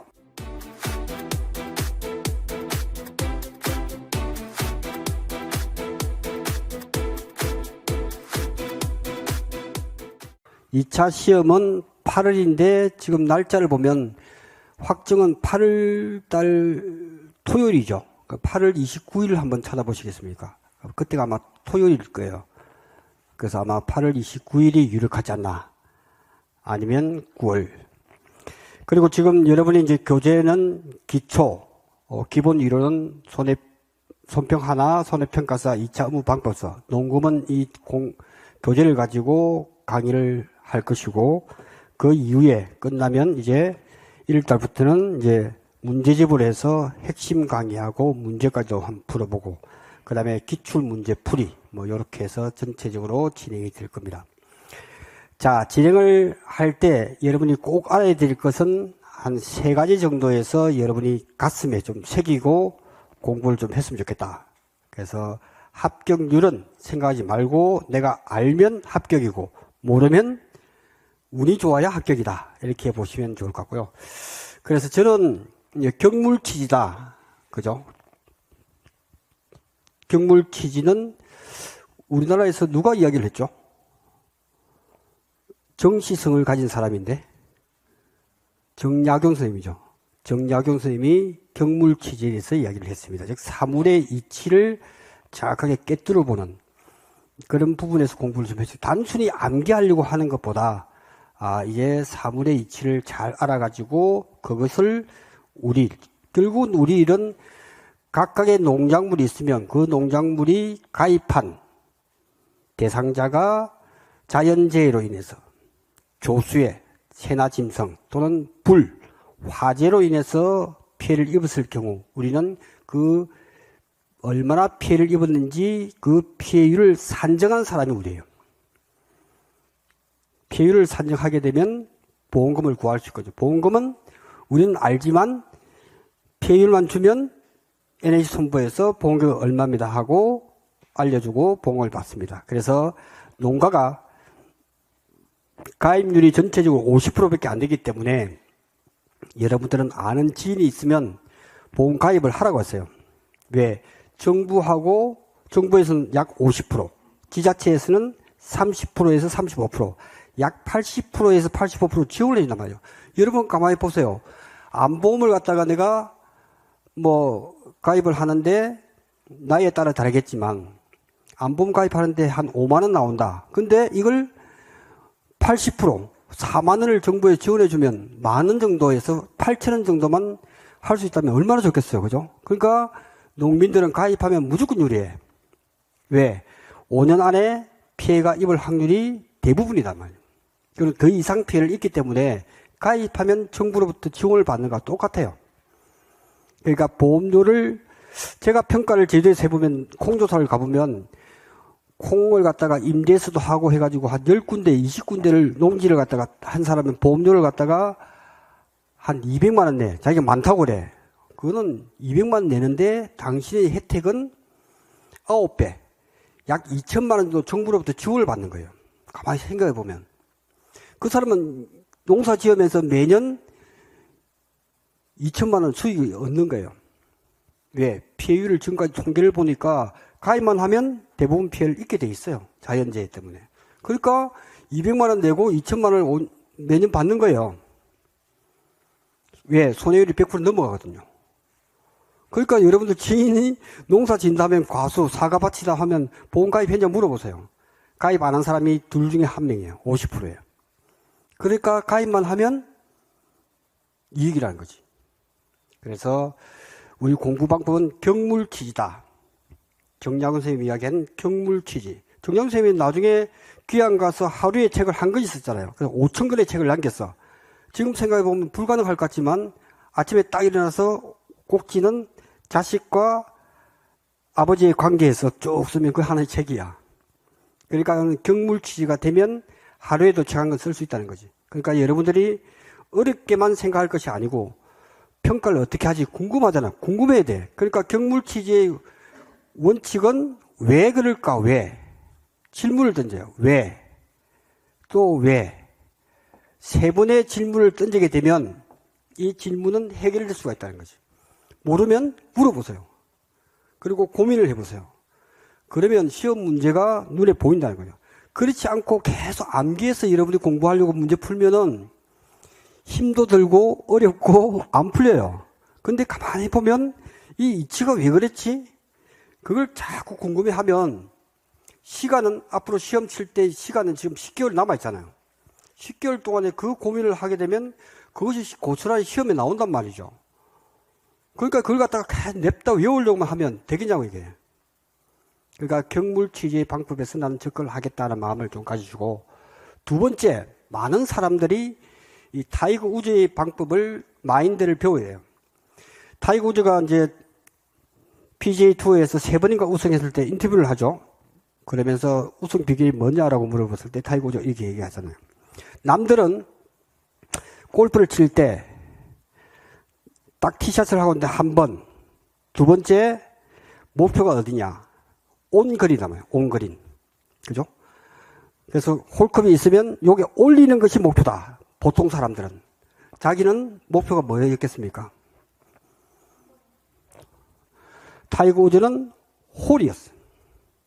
연습을 할 때 남들은 온그린, 그 한 20m 되는 그 반경에 거기다가 온거리 하는 걸, 티샷을 탁탁 하는 걸 연습을 했지만 타이거 우드는 그러지 않았어. 나는 그 중에서 핀이 여기 있으면 여기를 목표로 잡은 거예요. 여기 있으면 여기에 목표를.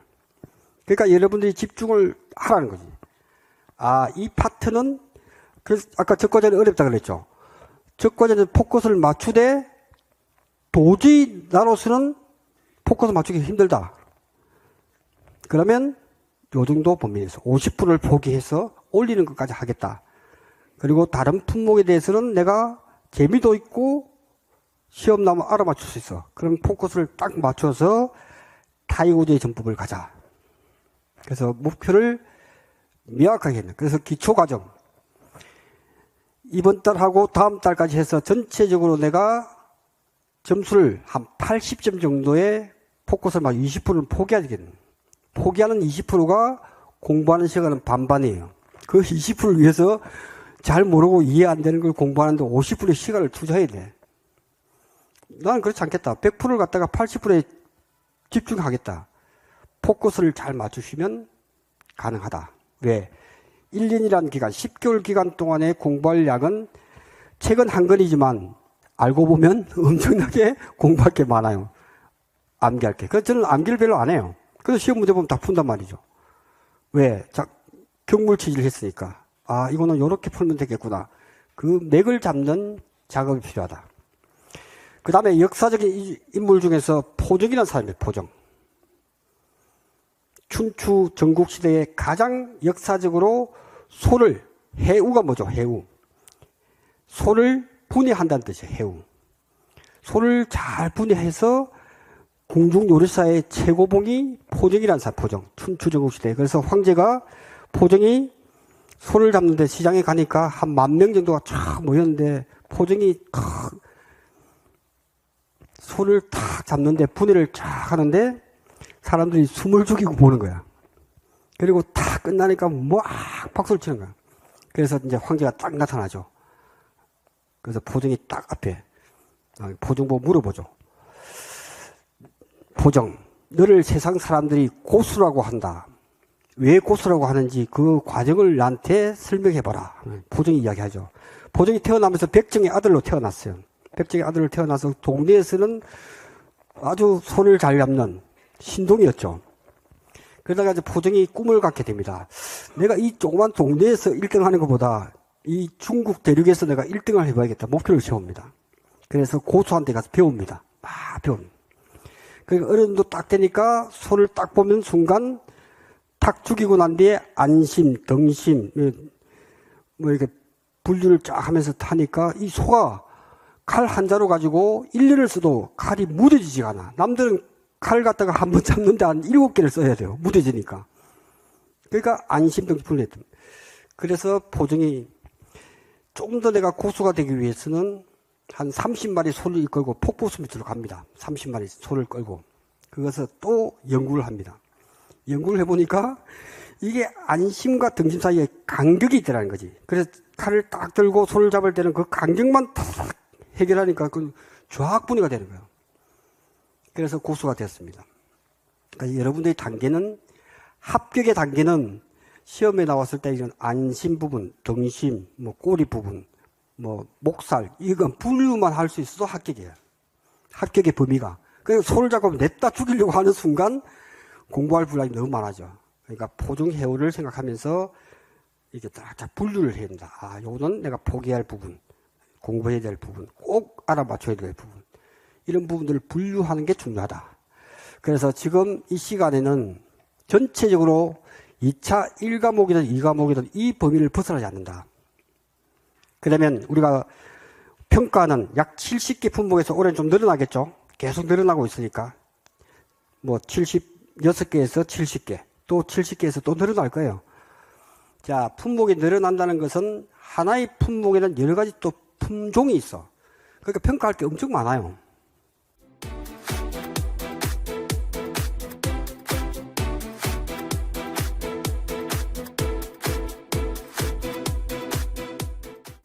볼까요? 얼마나 있는지. 그래서 우리는 아시아 지역이다 했을 때 이걸 갖다가 논작물이라고 하자. 평가 방법이 달라요.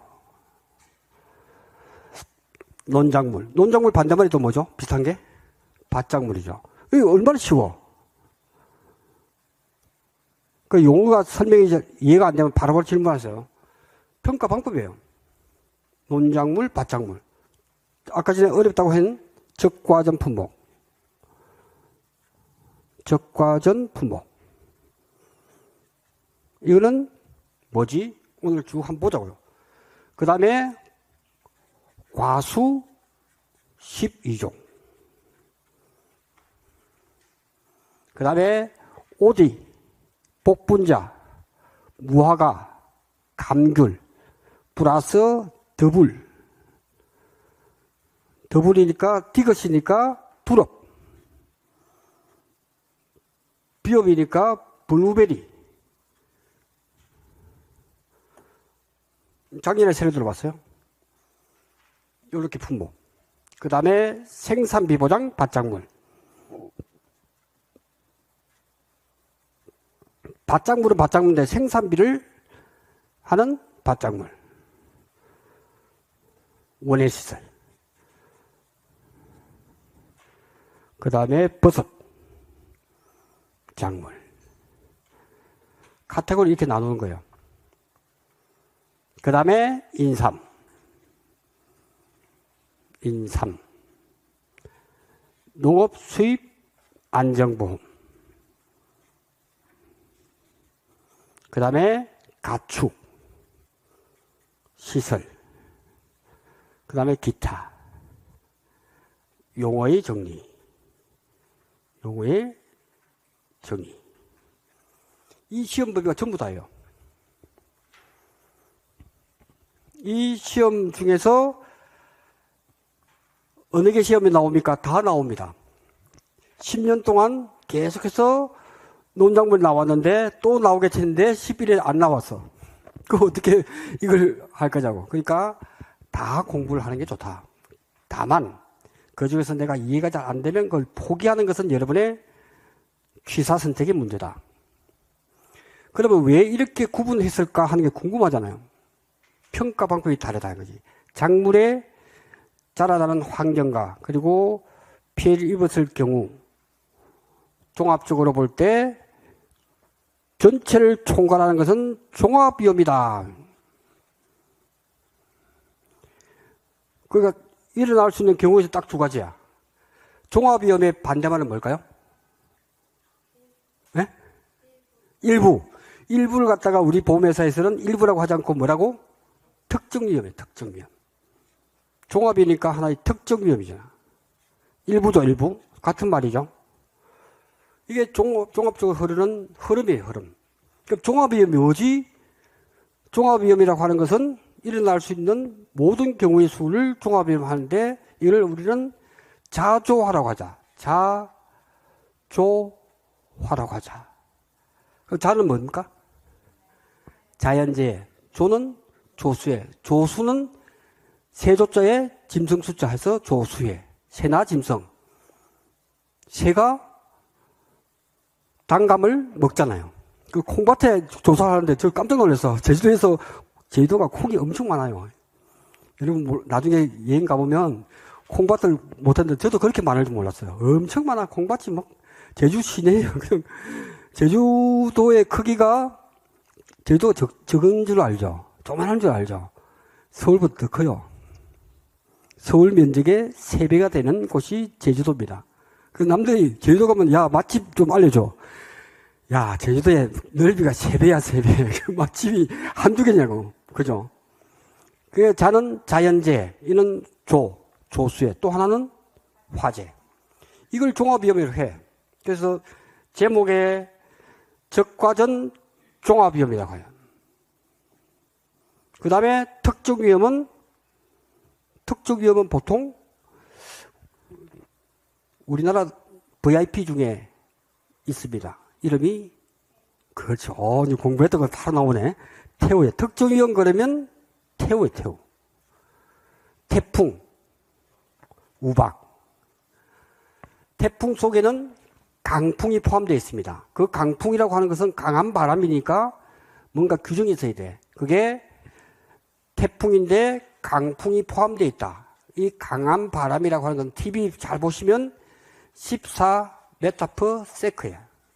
초당 14m 이상이 돼야 강풍으로 인정해죠. 그러니까 관측소에서 14m/s 이상이 시험 나올 수 있겠죠.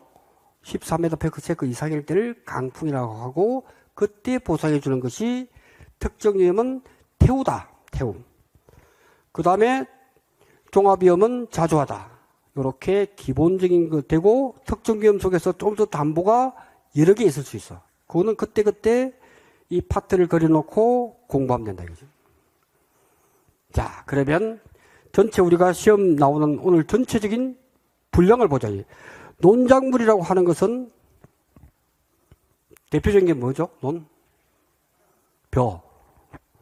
벼가 시험에 90% 이상 나와. 벼. 그 다음에 뭐요? 보리. 그 다음 밀. 그 다음 귀리. 또 하나가 더 있어요.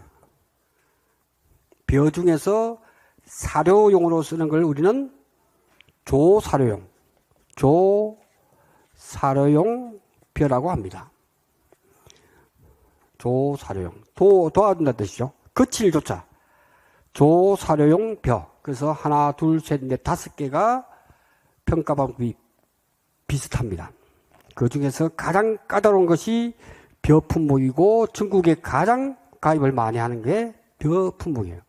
지금도 날씨가 지금 비가 많이 와가지고 가을에 피해를 많이 입었습니다. 그래서 전국에서 벼 한다 하면 제주도에서도 갑니다. 이렇게 평가하면 돼. 어떻게 평가하지는 좀 이따가 공부할 거라는 거지. 밭작물. 자, 논이라고 하는 것은 이 밭전자에서 우리가 밭에는 밭작물은 물을 싫어해. 물이 있으면 썩어. 그래서 밭작물이에요. 이 물이 필요한 것이 논이야, 논. 그게 논답이라 그러죠. 논답. 그래서 우리가 전답이다 하는 말을 많이 쓰죠. 밭전자에 논. 이게 전답이다. 부자의 상징은 옛날부터 전답이 많은 거죠. 밭은 물이 필요 없어. 그러니까 가만 보면 고랑과 이랑이 있잖아요. 그래서 여기에 곡식이 있고 여기에 물이 흐르도록 만들어서 우리 조상들은 농사를 지었단 말이에요. 그게 밭작물이에요. 논작물은 물이 있어야 돼. 물이 없으면 죽어. 그죠? 땅이 갈라지면 죽어. 밭은 너무 물이 많으면 죽어. 반대의 성격을 가진 게 밭작물이고. 그 밭작물에는 뭐가 있을까? 시험 이제 공부해야겠죠. 이게 논작물 요거만 공부하면 되고, 그 중에서 벼 중심으로만 공부하면 되고, 요것도 참고로 조금만 공부하면 된단 말이죠. 논작물의 평가 방법에 대해서 확실하게 알아야 시험에 대비할 수 있다. 그럼 밭작물은? 이제 아는 거 다 나옵니다. 이제 여러분이 마트에 가면 이게 식이종기가 언제지? 마늘, 마, 양, 고, 옥, 감, 차, 콩, 양 플러스 팥 플러스 노지 수박. 이게 밭작물의 모든 품목이에요. 마가 뭐죠? 마늘, 그 다음 양파, 고구마, 옥수수, 감은 봄 재배 감자, 가을 재배 감자, 고랭지 감자, 차는 보성 녹차, 그 다음에 콩, 그 다음에 양은 양배추, 플러스 팥, 그 다음에 노지 수박. 이 수박 평가를 하면 좋은데, 제가 수박을 좋아하거든요. 평가하면 또 먹어봐야 되잖아, 또. 잘 익었는지. 그죠? 그래서 여기서 시험에 나올 거는 뻔하다. 가장 어려운 게 마늘이라는 품목은 평가할 때 좀 여러 가지 요소가 있기 때문에 시험에 단골이야. 마늘 평가를 잘해야 된다. 마늘은 우리나라에서 저 창녕에서 마늘이 많이 나고 제주도에서도 마늘이 많이 납니다. 엄청 끝이 안 보여. 그래서 여러분이 제주도 가면 대정으로 가면 대정. 제주도가 이렇게 있으면 요 정도 가면 대정이야. 여기 가면 끝이 안 보여. 여러분, 이제 제주도 갈 때 관광만 했지만, 이제 위에 가면 폭이 엄청 많아. 남부지방에는 감귤도 많이 키우고, 그럼 여기 가면 대정이라는 곳에 가면, 대정읍에 가면 엄청나게 마늘을 많이 심습니다. 그래서 마늘, 그 다음 양파, 고구마, 옥수수, 감자, 차, 콩, 양팥. 이 품목에서 시험에 잘 나오는 게 마늘이에요, 마늘. 왜 그럴까? 왜 그럴까라고 봤을 때 보통의 평가를 할 때는 우리가 어떻게 한다? 샘플링 하는 거죠. 요 보세요. 요 전체가 다 있잖아요. 그럼 전체가 있으면 전체를 다 우리가 조사를 하면 좋은데 그걸 갖다가 우리는 뭐라 그러죠? 그렇죠. 이게 이제 공부하다 보면 우리가 TV에서 많이 나오죠. 뭐 조사할 때 전수조사 하면 전체를 다 조사하는 걸 전수조사. 일부만 하는 걸 뭐라고 그러죠? 그죠? 표본조사. 얼마나 쉬워. 전체를 조사하는 것은 정확도가 높죠. 근데 뭐가 많이 걸립니까? 시간이 많이 걸려. 그러니까 인건비가 안 나와요. 한 번 평가하는데 한 5시간씩 걸려버리면 하루에 2개밖에 못해. 그러니까 생각해낸 게 표본조사. 즉, 전수조사는 전체를 다 한단 말이에요. 1000제곱미터면 전체를 다 조사를 해야 돼요. 그러니까 너무 적게 하니까 표본으로 하나, 둘, 셋, 네 군데, 면적에 따라서 5군데 이렇게 하는 걸 표본조사라고 한다. 그래야 경비를. 그래서 여러분이 30만 원을 벌기 위해서는 콩조사 한다 그러면 보통 한 10군데 정도 계약자 만나서 주소 만나서 쭉 한 바퀴 보고 평가 탁탁탁탁. 콩조사할 때는 훌라후프를 탁 던집니다. 4군데를 던져서 거기서 수확물을 채취해서 무게를 댑니다. 그죠? 그렇게 하는 것이 표본조사다. 그 조사 방법은 몇 가지가 있다? 전수조사와 표본조사, 대부분 표본조사를 원칙으로 한다. 그래서 계약자가 표본조사하고 난 뒤에 피해율이 50%라고 주장하고 우리 해보니까 30%다. 갭이 있으니까 전수조사 해주세요. 알겠습니다. 하면 돼. 그죠? 또 하나가 특이한 것이 벼 품목에만 또 있더라고요. 벼 품목에서는 특별하게 수량 요소 조사가 있어요. 수량 요소 조사가 있더라. 그래서 시험이 잘 나온다. 왜? 나머지는 표본조사에서 다 평가하는데 유일하게 평가 방법이 3가지가 있는 가장 많은 품목은 무슨 품목이요? 벼. 왜 그럴까? 또 항상 왜 그럴까? 벼는 태풍이 왔다 하면 전국에 농사를 그죠? 엄청 많이 짓잖아요. 전국에 골고루 벼를 심기 때문에 평가할 게 너무 많아. 그러면 표본조사도 시간이 걸리니까 오직 수로서 양을 측정한다 해서 수량요소조사. 그러니까 이거는 면적에 관계없이 무조건 내포기를 가지고 평가를 합니다. 내포기? 시험 나올 수 있겠죠. 기본적으로. 내포기다. 이게 하나의 포기잖아. 그죠? 내포기를 가지고 평가를 다 해버려요. 신기하죠? 그러니까 정확도는 떨어질 수 있지만 빨리빨리 해서 빨리빨리 보험금 주기 위해서 만든 것이 벼 품목의 수량요소사. 수량요소 하나, 둘, 셋, 넷, 네 포기를 다 해버려요. 그럼 어떻게 할 것 같아요? 그러니까 하나, 둘, 이걸 뭐라 그러죠? 그렇죠. 이삭이요, 이삭.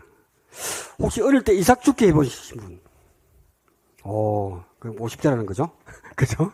이삭 죽기는 벼를 포기를 이렇게 베는데 이삭이 탁탁 떨어진다면 그걸 죽기를 어릴 때 했잖아요. 초등학교 때. 이삭 죽기. 아까 보니까. 그게 이삭 죽기예요.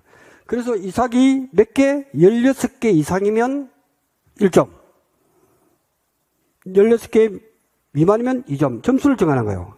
그거 다 평가하는 거예요. 그 다음에 이삭이 있으면 이삭에 뭐가 붙어 있죠? 이게 나달이죠, 나달. 나달이죠, 나달. 나달 개수를 또 해야 돼요. 우리 평가사가. 이게 51개냐, 61개냐, 71개냐, 81개냐, 81개 이상이냐. 이렇게 1, 2, 3, 4 점수 매기는 거예요. 16개 포기가 미만이면 1점, 이상이면 2점. 점수로 한다니까. 왜 그렇게 하죠? 곡식이 요게 이 삭수가 적으면 피해를 많이 입었잖아. 그리고 나달수가 1점, 2점, 3점 하면 71개면 몇 점? 3점이에요. 그 점수가 많으면 수확량이 많다는 거고, 그 다음에 점수가 적으면 수확량이 적기 때문에 피해가 많다는 거예요. 그래서 수로 양을 측정하잖아요. 표본조사할 때는 홀대기에다가 이렇게 쭉쭉 합니다. 평가사들이. 그리고 그걸 무게를 재요. 무게를 재면 그 무게가 우리가 쌀을 살 때 이렇게 쌀이 말라 있습니까? 촉촉한 상태예요. 쌀 구매하면 쌀이 예? 말라 있죠. 그럼 기준이 뭐예요? 바로 마른 상태의 쌀이다 이거지. 그러니까 거기에 들어가는 요소는 함수율이다. 수분을 머금고 있는 상태로 밖에 우리가 평가할 수밖에 없잖아요. 아, 그걸 고려해 줘야 되구나. 그걸 그대로 공식에 들어가는 거예요. 그럼 함수율은 품종에 따라서, 품목에 따라서 이게 함수율이 정해져 있어요. 그것도 암기를 해야 돼. 그러니까 암기할 게 어떻게 꼭 알아야 될 건 암기를 해야 돼. 그러니까 함수율이 중요하다. 왜? 평가할 때 이 품목이 물을 얼마나 머금고 있지? 그죠? 기준분에 우리가 측정했을 때. 그래서 수분 측정기가 있어요. 이런 기계가 있어요. 이런 기계. 어마어마하게 생겼어요. 여기다가 한 서너 개 넣고 콩이든 벼든 넣고 딱 돌리면 수분 숫자가 떡떡떡 17, 18 뜨면 그걸 기록해요. 그래야 정확하게 그게 함수율이야. 아, 그러니까 평가 방법은 어려운 게 아니고 샘플링해서 하되 와서 무게를 잰단 말이죠. 무게가 800g이다. 자, 무게가 800g이면 이게 실제 우리가 판매할 때 기준이 아니잖아요. 그 800g 곱하기 그 다음에 함수율. 함수율이 우리가 태국, 라오스, 베트남 흐르는 큰 강 이름 뭐죠? 그죠? 그래서 우리는 메콩강만 하면 돼요. 메콩강이다. 이렇게만 딱 암기해 놓으면 된다. 메는 메벼. 콩은 콩하고 사촌이 뭐죠? 콩하고 사촌? 팥. 그 다음에 밀, 보리, 귀리. 모든 것이 강이잖아. 강. 그러니까 우리가 암기해야 될 것은 메벼. 딱 하나. 그 다음에 콩. 사촌인 팥. 그리고 혹시 콩가루 집안이라고 들어봤어요? 콩가루. 그래서 우리는 여기에 들어가는 것은 분질면. 쌀 중에서 분질미가 있어. 가루분자. 왜 가루분자냐 하면 우리가 떡을 해 먹을 때 쌀을 갖다가 벼를 베서 물에다가 하루 이틀 불려서 그 다음 갈잖아요. 그래서 정부에서 볼 때 쌀의 소비량을 늘리기 위해서 만든 게 분질미예요. 이 분질미의 품종은 아폴로 13호다 그러면 그거는 바로 갈면 갈려요. 바로 밀가루가 돼. 그 이름이 분질미야. 그래서 분질미가 여기에 들어가요. 메콩강에서 함수율이 기준 함수율. 기준 함수율은 기본적으로 이 품종은 메콩강은 15%, 이는 14%. 밀보리 길이 기타 찰벼는 몇 프로인가요? 13%. 그러니까 암기할 거는 메콩만 알면 되겠죠. 모르는 게 나오면 전부 다 13%. 그러니까 15%, 14%, 13%도 이제 공부하다 보면 헷갈려. 위가 13인가? 14인가 헷갈려. 높은 것부터 15, 14, 13. 그래서 14가 생각이 안 나기 때문에 콩자로 시작되는 말은 많이 없어. 가슴이 뭐 뛴다고요? 콩각. 몇 자? 4자. 그러니까 14%예요. 그러니까 800g 곱하기 1 마이너스 0.14%는 0.14니까 콩이라고 하면 이거분에 측정을 하니까 시험 문제에서 17%다. 우리가 측정해 본 결과. 실제 측정한 거 제시하잖아요. 17%. 그러면 0.17. 이렇게 하면 된다. 이게 실질적인 수확량이라요.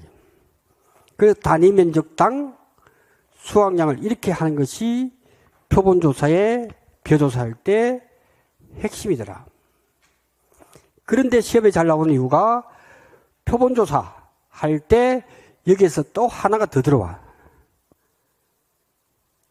그게 그래서 자꾸만 이렇게 보면 어려운데 내가 이해를 해야 시험 문제에서 틀리잖아요. 이게 로스율이라고 해요. 로스율. 로스가 뭐죠? 로스. 뭐 잃어버리다. 그죠? 로스율이라고 하는 것은 잘 보세요. 벼에서는 어떻게 된다?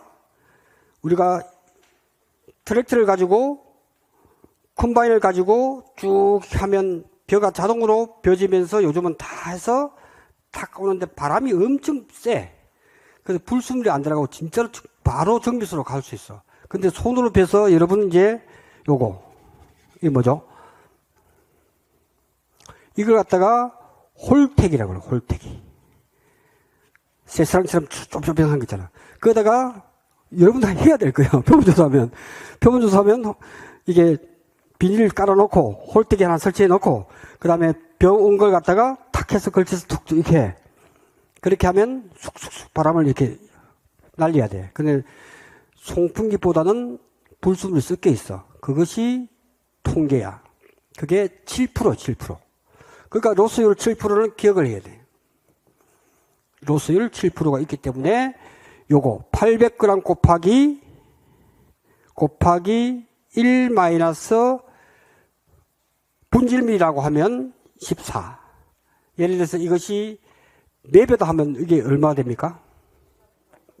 그렇죠. 0.15가 된다. 얼마 쉬워.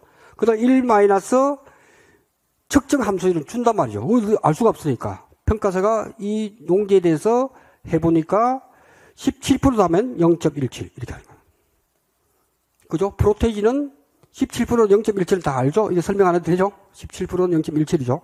이렇게 곱하기 로스율이 있단 말이에요. 로스율이 있기 때문에 불순물이 섞여 있단 말이에요. 그게 7%이기 때문에 여기 들어가는 1 마이너스 0.07. 그러니까 800g 곱하기 1 마이너스 매벼. 매벼는 얼마요? 0.15. 시험 문제에서 측정 함수율이 17% 하면 1 마이너스 0.17 곱하기 1 마이너스 로스율 7%. 7%는 0.07이죠. 이렇게 하면 딱 끝나. 평가할 때. 무게질 때. 수확량을 할 때 이렇게. 분모에는 이제 가로, 세로 다 주면 대입만 하면 돼요. 그리고 1 마이너스 0.7도 지금은 쉬워 보이는데 로스율이 플러스인가 마이너스인가를 헷갈리면 시험 칠 때. 그래서 우리는 처음부터 0.93을 바로 암기하는 게 좋다. 7%를 빼니까. 그죠? 여러분이 실수할 걸 미리 알려주잖아. 1 플러스인가 마이너스인가 헷갈린다니까요. 그러니까 헷갈리는 팩트를 우리는 아예 처음부터 없애버리자. 0.94를 곱해버리면 아무 문제 없다. 이게 바로 벼 품목을 평가하는, 표본조사를 평가하는 방법이더라.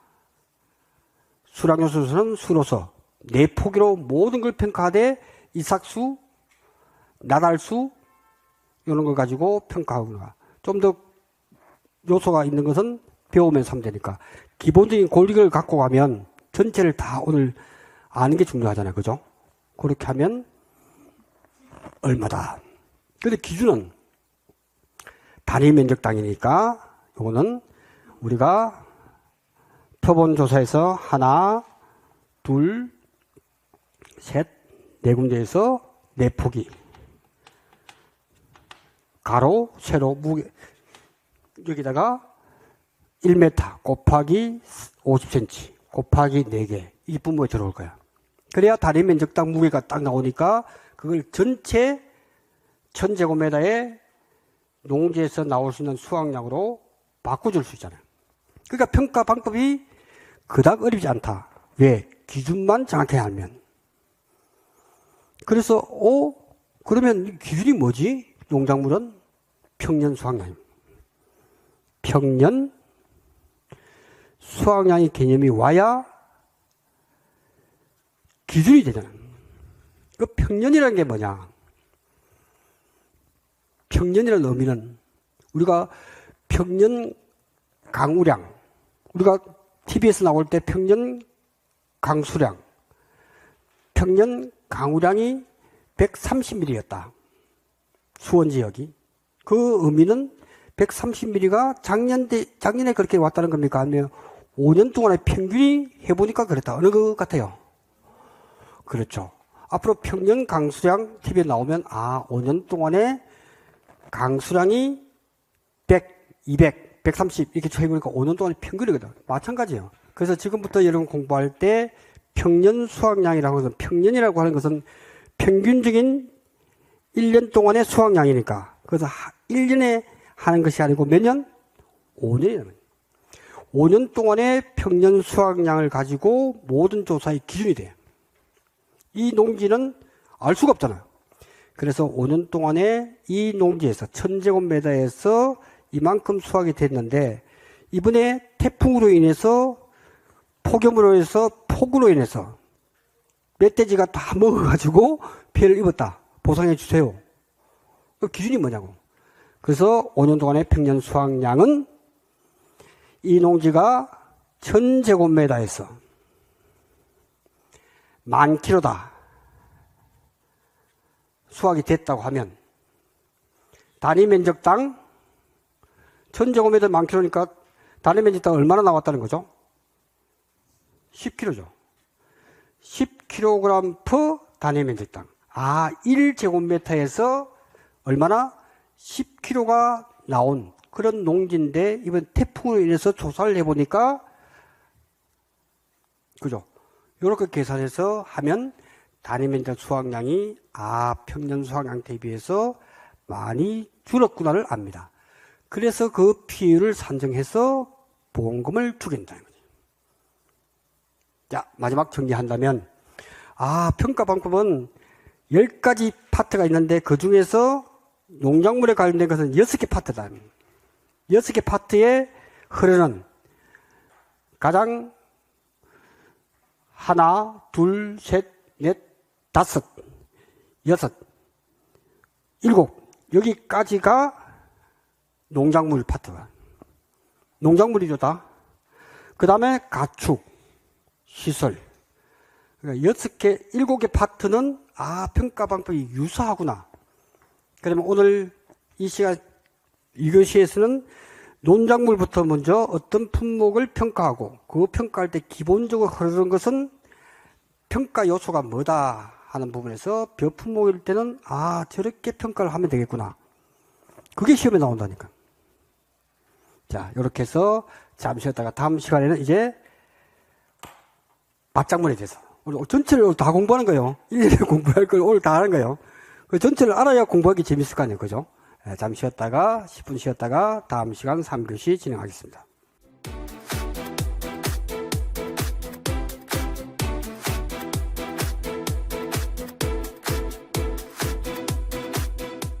손해평가사 1차 시험에서 1차 시험이 현재 세 부분으로 나뉘어져 있죠. 상법,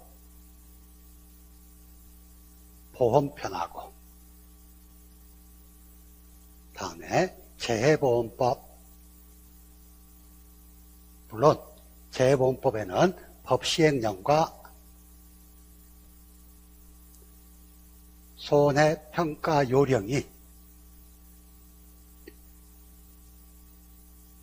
포함되어 있고 1과목, 2과목, 3과목이 농학개론인데요. 농학개론 중에서 우리는 재배학하고 작물학 위주로 공부를 하고 있습니다.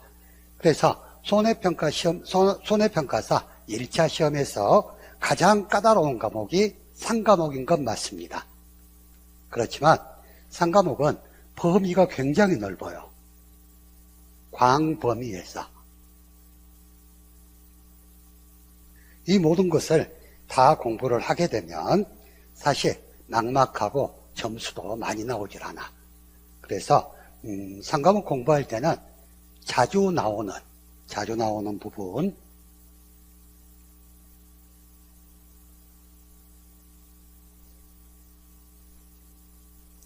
부분을 집중적으로 공부하는 방법.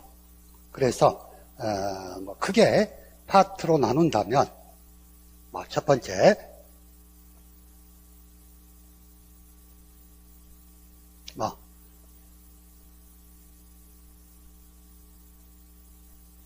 작물의 생리라든가 아니면 토양이라든가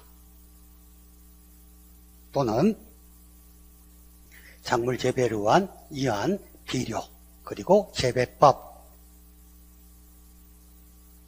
그리고 마지막으로 병해충 방제라든가 또는 어떤 이 병해충으로 인한 작물의 생리장애. 현재까지 11회 시험까지 대부분 이 부분에서 70% 이상이 출제가 됐습니다. 그 나머지 육종이라든가 조직배양 이런 것들이 한두 문제 정도 출제가 됐었는데, 일단 여러분들이 쉽게 접근할 수 있는 방법은 작물 생리나 토양이나 비료나 재배법이라 그러면 얘는 예를 들어서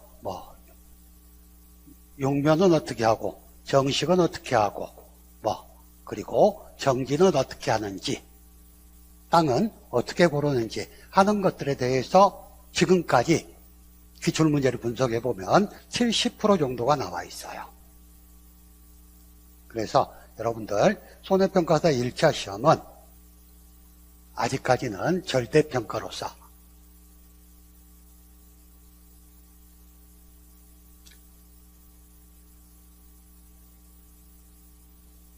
(40점) 과락 없이 평균 60점이면 합격하는 지금 그런 제도로 운영이 되고 있는데, 보통 1과목과 2과목은 즉 1과목 상법보험편, 2과목 재해보험법, 얘들은 조문 양도 적고 공부할 수 있는 범위도 굉장히 한정적입니다.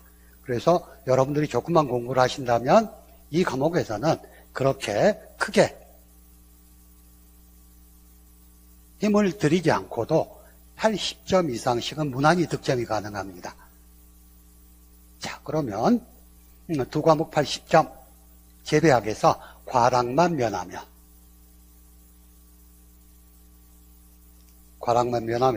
여러분들이 충분히 합격할 수 있다. 그런데 재배학 공부를 하면서 너무 넓은 범위를 가지고 고민하는 분들이 계셔요. 그러면 재배학을 다 공부할 수도 없는 것이고, 그걸 다 공부했을 때 절대 점수로 연결되지 않는다. 그래서 재배학에서 자주 나오는 부분인 작물 생리, 토양 환경, 비료, 그다음에 재배법, 병해충 방제라든가 작물의 생리장애 부분, 이 부분만 여러분들이 충분히 공부를 하신다고 하더라도 그렇게 어렵게 가장 어렵게 생각하지 않아도 되는 과목입니다. 그래서 일단 여러분들이 공부하실 때 가장 효율적인 방법은 과거 기출문제,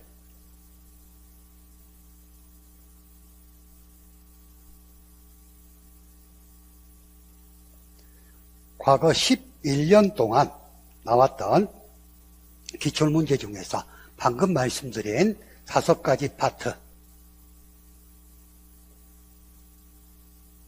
부분을 체크해서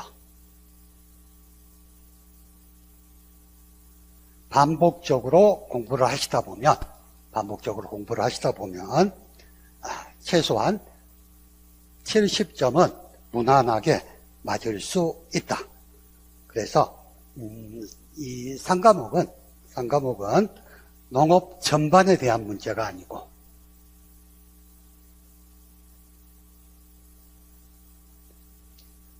방금 말씀드린 5가지 파트, 즉 작물 생리라든가 토양이라든가 비료라든가 또는 재배 또는 병해충에 대한 생리작용 5가지 파트만 공부해도 충분히 70점 이상 득점을 해서 합격하는 데는 문제가 없다 하고 생각이 돼요. 근데 너무 많은 지금 시중에 나와 있는 교재들이 굉장히 많은 부분을 아우르고 있습니다. 그래서 그런 전문적인 어떤 그런 부분들까지 손해평가사 시험에서는 요구하지 않습니다. 그렇기 때문에 과거 11년 기출문제를 11년 동안의 기출문제를 쭉 펼쳐놓고 이 5가지 방금 말씀드린 5가지 부분에 집중해서 공부를 하신다면 충분히 원하는 성과를 얻으실 수 있습니다. 자, 그리고 이 농학개론은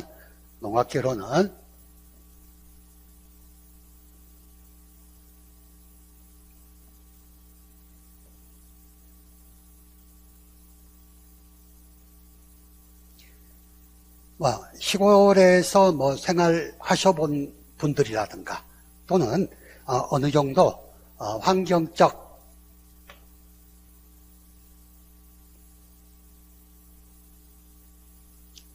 농업적 이해를 갖는 분이라면 얼마든지 기본 40점은 맞을 수가 있어요.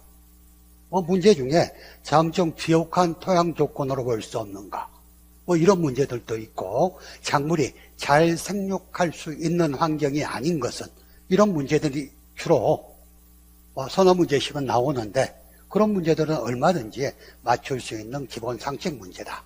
그래서 결론적으로 농학개론은 여러분들이 그렇게 어렵게 접근할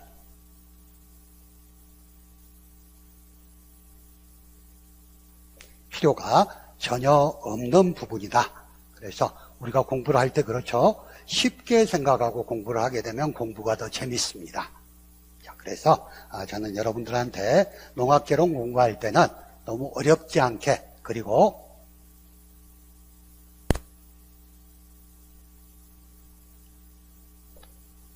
두 번째,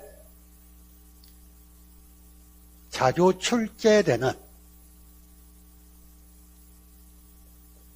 파트를 중심으로 공부를 하되, 세 번째, 기출문제 중 매년 출제되는 파트가 있어요. 그 대부분 아까 말씀드린 5가지 파트, 그 문제를 전부 체크해서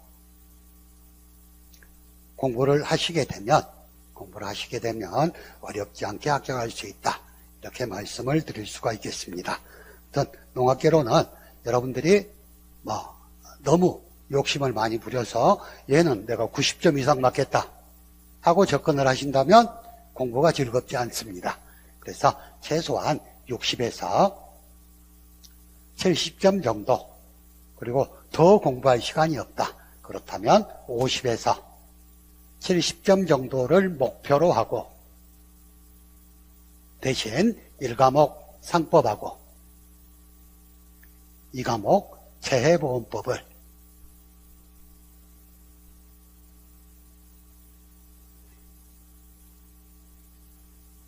(80점) 이상 고득점을 하겠다 하는 전략을 세워서 공부를 하시게 되면 충분히 시험에 합격할 수 있다고 생각합니다.